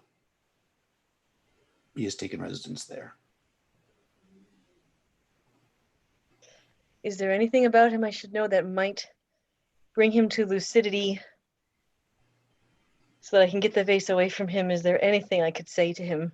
I do not believe that he would give it to you willingly. I think you'll need to take it by stealth or by subduing him. Okay. I ask for it every time I see him. And then a madness comes to his eyes. And even though it's my brother and I should not fear him, I do. Well, that's understandable considering what happened.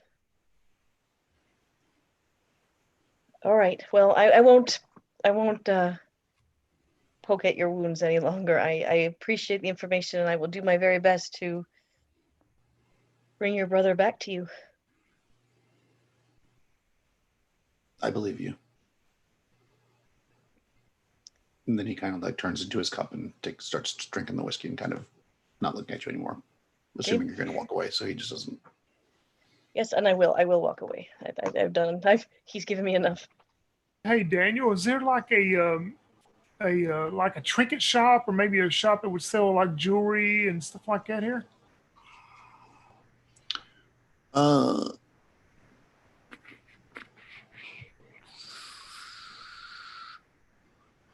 Let me see. There is a basket shop to get baskets. There is, nope, there's the Oracle. She doesn't sell anything. I mean, probably the basket shop would have something, or the blacksmith, depending on what you're doing. Nothing that's like super expensive. They mostly, you would probably realize as you kind of deal with people that everybody here mostly deals in within the village deals in trade.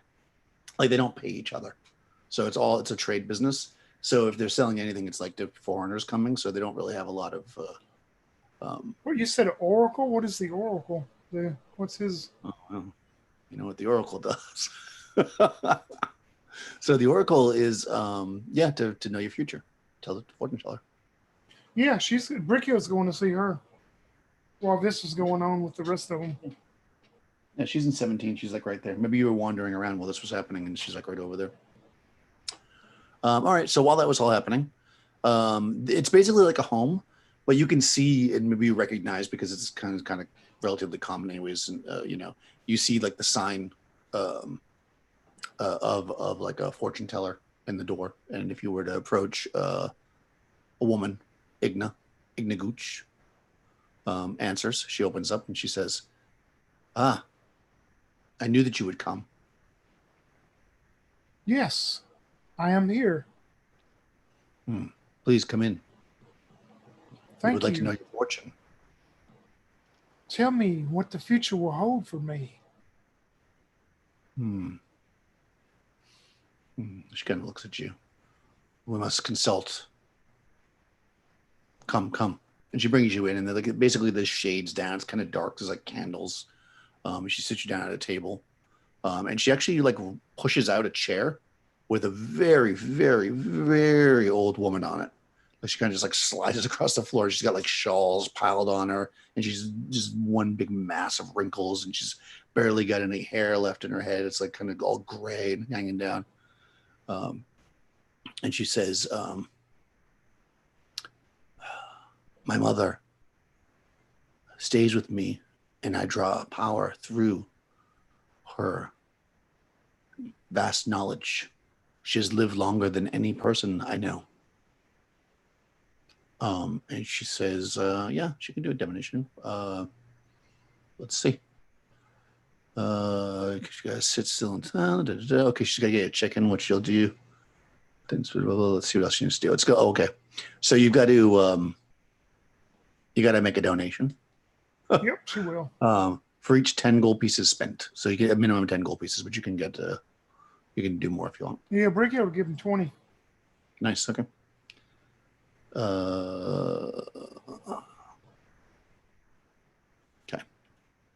All right. So she sits you down in this room, and again she brings her mother over. She goes out and gets this like big bowl, puts it on the table, and she gets a chicken. You hear the chicken's, and she brings it in. That's my chicken's name. And she breaks the chicken's neck and cuts off his head, kind of throws the entrails down. So she is going to. Do you want to just know something, or do you want to ask a question? I guess is basically what she'll ask you. Yeah, Bricky will look at her and she will go, I am on a journey to something you probably know about in search of the Ghostship. And my companions and I are trying to locate it. Can you tell me, first, will we find it? And second of all, will the green diamonds drive us mad?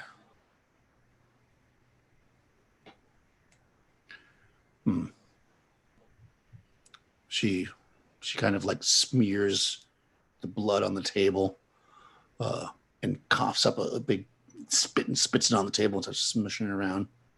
And she says,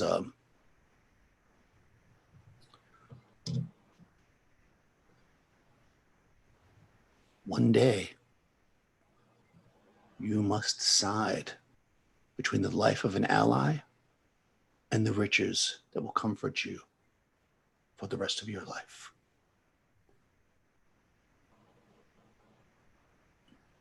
Also, she tells you,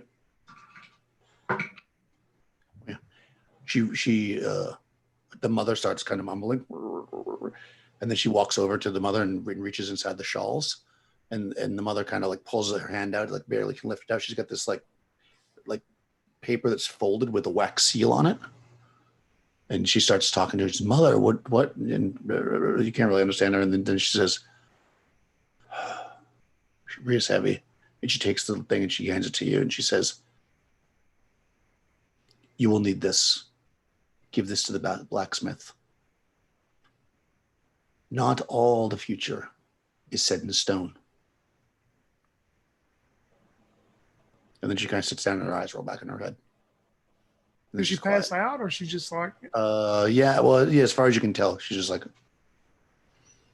Yeah, Brickhill will take the rolled up paper and see that happens. She will lay some more gold down on the table and just quietly walk out. Okay. But she does not share this visit with the rest of the group yet. If we run into Brighild on like as you're going back to the blacksmith or whatever, like would you tell us that you're trying to get a silver dagger? I mean, I'm sure sometime later that day, once we meet, I would tell you that I've got this blacksmith making me one. All right. If you bring up that they may not be able to get enough silver and stuff, then Kassan will take that 200 silver pack and hand it to you and say, for oiling gears and whatnot. Yeah. Well, you probably only have about 100 silver pieces left. Oh, really? There's a lot of shrimp paste and whiskey. I figured I was just paying out of my own thing. I didn't figure I was using the silver to do that. You asked him for money to go into the town, and then you're using your own. You pocketed his money. I was thinking I was actually going to use the money to try and get information, and if I couldn't, then but.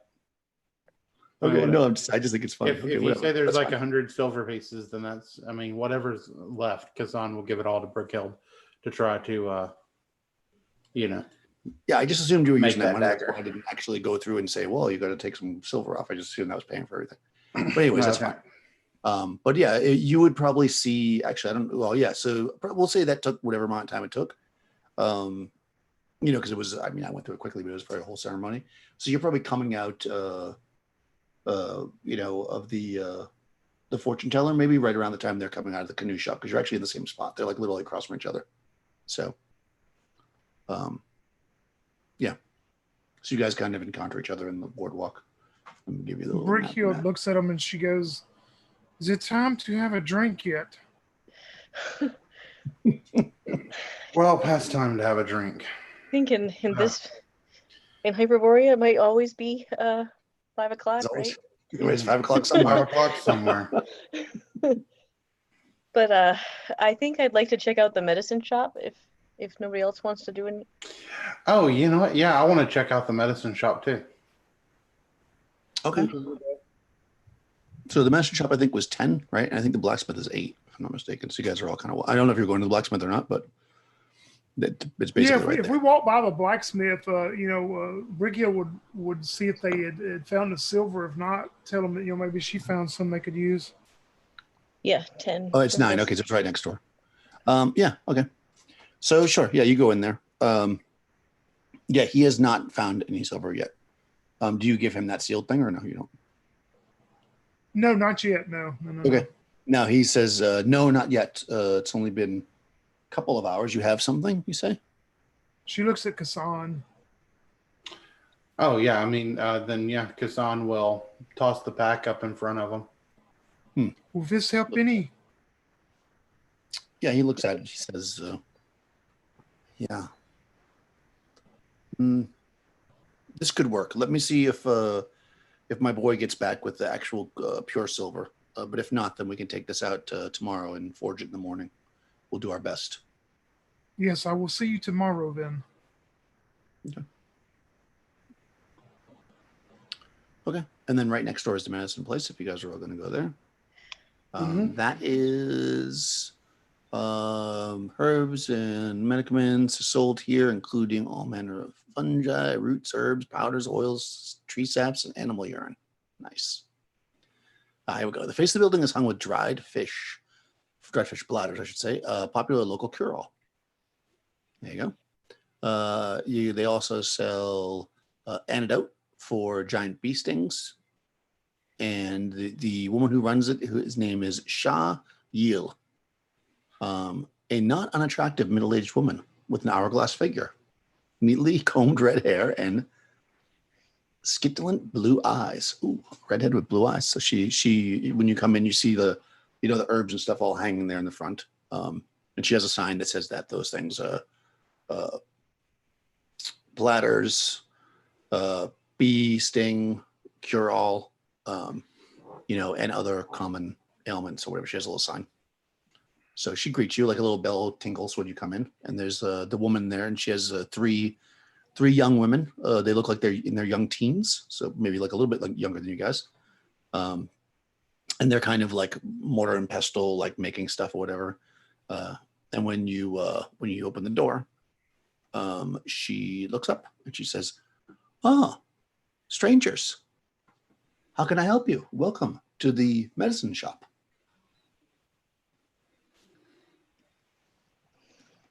I am Shah. Greetings, Shaw. My name is Kasan. We are travelers of sorts, out seeing the world, as it were. Mm-hmm. We've heard of this medicine shop, and well, I'm not sure about my friends here, but I've come to inquire about maybe getting some some really good stuff.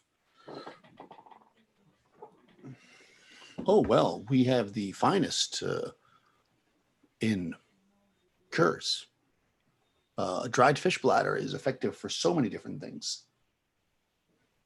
Like what? He has, like male problems. You got anything for that? Yes, in fact, it works fantastic for that. It's also good if you have constipation, and also good if you have diarrhea. Oh, He's always full of both of those. well, It's fine if you have a headache, and also fine if you're tired. well, Ulton didn't complain any. That's all I'm going to say about that. But I was wondering, do you sell any Lotus here? I mean, this is a medical shop. You must have some great stuff here. Do we look like dirty Ixians? Of course not. Bricchio kicks Kasan in the shin again. Yeah, I smack him on the shoulder. There are young women here. Girls, maybe you should leave us. And the teenage girls leave. It's like, don't bring up those things in front of young girls. We don't like your city folk here with that kind of stuff. Apology for my friend here. I heard you had some cure for bee venom, bee stings, an antidote. Yes. If you encounter those giant bees, they can be quite deadly. Although, if you do encounter any and you find the nest, the honey is very useful. So, if you find any honey, bring it back, and maybe we can deal. 10 gold pieces per dose for the antidote. 10 gold pieces per dose. Bricchio is going to grab Kasan by the arm and go, "You need some fresh air," and walk him outside. Yeah, I believe we do. The teenagers are out there doing Lotus. No, I'm just kidding. Yeah, right. Last time I did Lotus, yeah. No. That's definitely seedy stuff. Well, I see, will- it depends on where you are, because in like Chromaria, that's the yeah. Anyways, in certain parts, like you're fine, but this is a pretty small town. So I'll give her 10 gold. I have a little bit left. I will give her so I can get a bee antidote. nice, yeah. She gives it to you. It's a, it's like a like kind of a thick liquid. She says, if you are stung with the bee, best bet is to ingest it. But if they're swelling up too quickly, you can also rub it on the wound. It's not quite as effective, so try to get it into their system. Okay. Ingest. Yes. Did you need any dried fish platters? They're only 5 silver pieces. I don't think I need any dried fish bladders. But the bee venom antidote is top notch. Yes, I think I might take one of those as well, please. Sure. Yeah, she has like let's see how many she has. Not that you plan. Yeah, she has 6 of them, so you can get to one each if you want. Yeah. And she has tons of fish bladders, though. So many fish bladders. It's also good if for the young girls, that it get a little acne. It's rub the fish bladder on there. Rubbing a fish bladder on your face cures acne? Yeah, well, it's like it's the roughness of it. Oh, it's like an exfoliant. Yes, but don't give it to the young boys because, as mentioned before, what it does to the boys. The last thing you want is a teenager with extra of that. No, I think just the venom for me today, but I appreciate you your assistance. How about any animal urine? Oh, no, thanks. What might we use that for? Oh, there are so many uses for animal urine. Right. It reduces fever. Also, and probably what I sell it the most for is the hunters put it upon themselves when they hunt, so that they Yes, do not. yes. I didn't think of that. Yes. Yeah, but it is good to reduce fever as well. I don't recommend drinking it though. Mm. No, You my just soak a cloth in it and put it on your forehead. I think I'll pass. Thank you. Okay. Okay. Well, yeah, I think that's what we need. Thank you very much. All right. Yeah. 2 games from now, I'm going to be like, gosh dang it, I wish I'd bought some animal urine. Animal urine. You never know when you're going to need animal urine. It could be super useful. Yeah. So she sells to you. You're good to go. Anything else you want to check out while you're here? I don't think my net will be ready till tomorrow, so no. Your net will be ready tomorrow, exactly. I suppose eventually I should tell Brighild what I learned. We need to come up with a plan of some kind, I think. Yeah, it's a small place, but you can certainly find an area if you want to be away from people, like either by going to one of the restaurants and getting a corner table, or just finding an end of a dock somewhere if you want to be private about it. Because most people are doing their thing. Yeah, it's whiskey time, so we go back to the. I gotta get some more eggs with Okay. hot sauce. Yeah, for sure. Yeah, you can stay there again. It's gold piece, and they give you that same meal again, except with beer instead of tea. And instead of like just the straight fried, like pan fried grasshoppers, they do like a panko breadcrumb mix. Yeah. So I will say, so Brighild, you were not with us, but I talked to Leifer. And I think you might be right with your suspicion about the glass or the diamond or whatever it is. I think it might cause madness. Yes, So I definitely believe that after today. Leifer said he believes it's what caused his brother to kill his other brother. He calls what currently version of Loden exists as the body of what used to be his brother. And he said he's obsessed with that amphora. And he's asked me personally to try not to kill him. Maybe if we can get the amphora away from him and somehow dispose of it, we might be able to bring his brother back to some sense of himself. But I'm not sure how you feel about that, so this is what I'm proposing to you, that we try to find him and subdue him and not kill him if we can help it. Or of course not. I'm not for killing anyone unless they present a threat to myself, the people I'm with, of course. We can definitely subdue him any valuable way we can. Where does this brother reside? He says he sees him as the hunters were talking to you. What Kassan said, they see him haunting the ruined fane of Apollo, the temple, about 10 miles Ah, up the coast.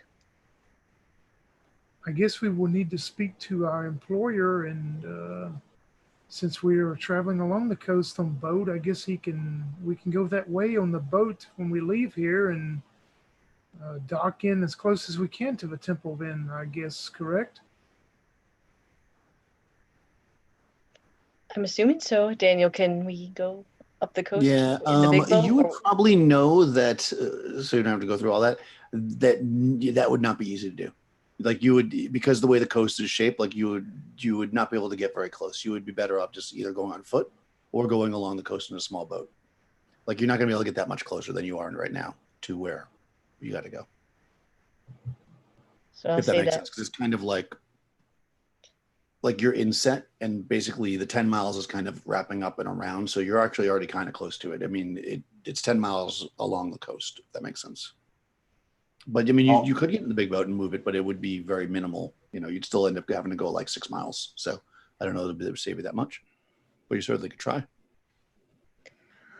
Well, the one thing that I consider is I don't have many of my normal weapons with me.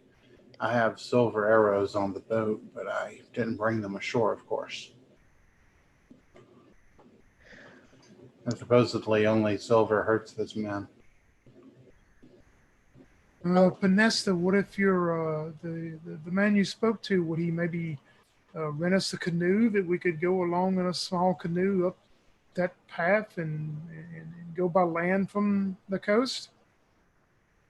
He might, especially since if he knows we're not going to kill his brother, I could probably get him to at least rent us something. It might not be one of his finest canoes, but something. I would say we go back to the ship as Kassan has mentioned in the morning, and well, they don't like weapons and stuff here, but we're gonna have to garner our weapons and our gear, and I would say we go by the canoe up the coast and see if we can locate the temple and get as close as we can by that route. Agreed.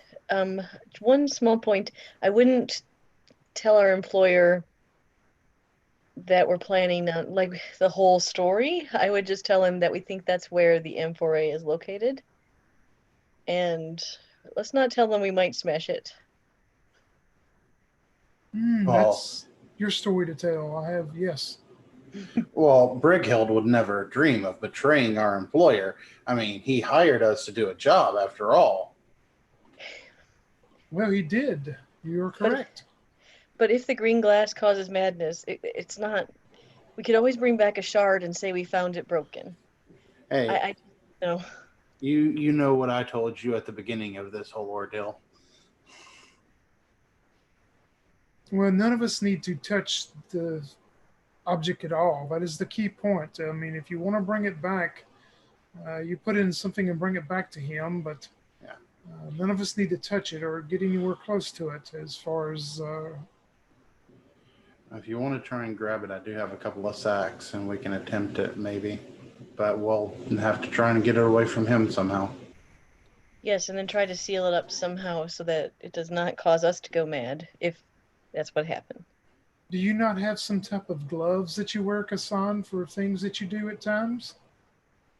Kassan pulls out some fur gloves from his pocket. See, perfect. Yep.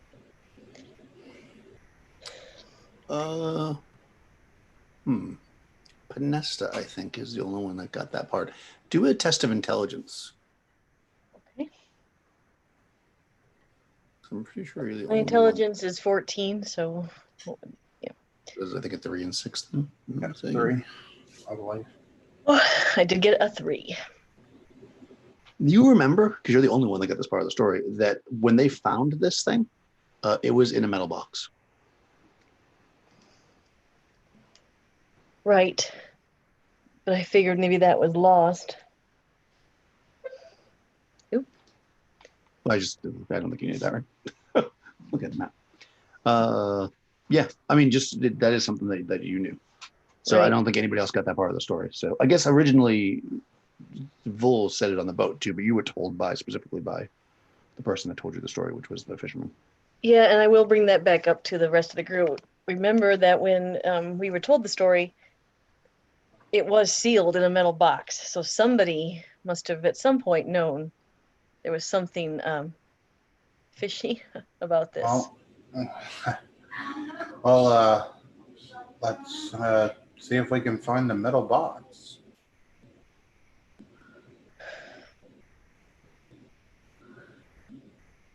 Leifer might have it.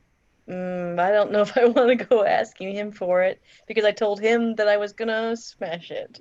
So I think we're on our own with Well, that. I mean, the maybe blacksmith. Wait, there's a blacksmith here, right? maybe you and Uhtred in the morning should go and see if you can secure the canoe for us, and then you could come to the ship here, and myself and Kassan can get our gear together that we will need, our weapons and stuff. Okay. Yes, because I Maybe left my sword and stuff. maybe if we tell Leifer that if we can't destroy it, at least conceal it away, maybe he might be more amenable to the whole box idea.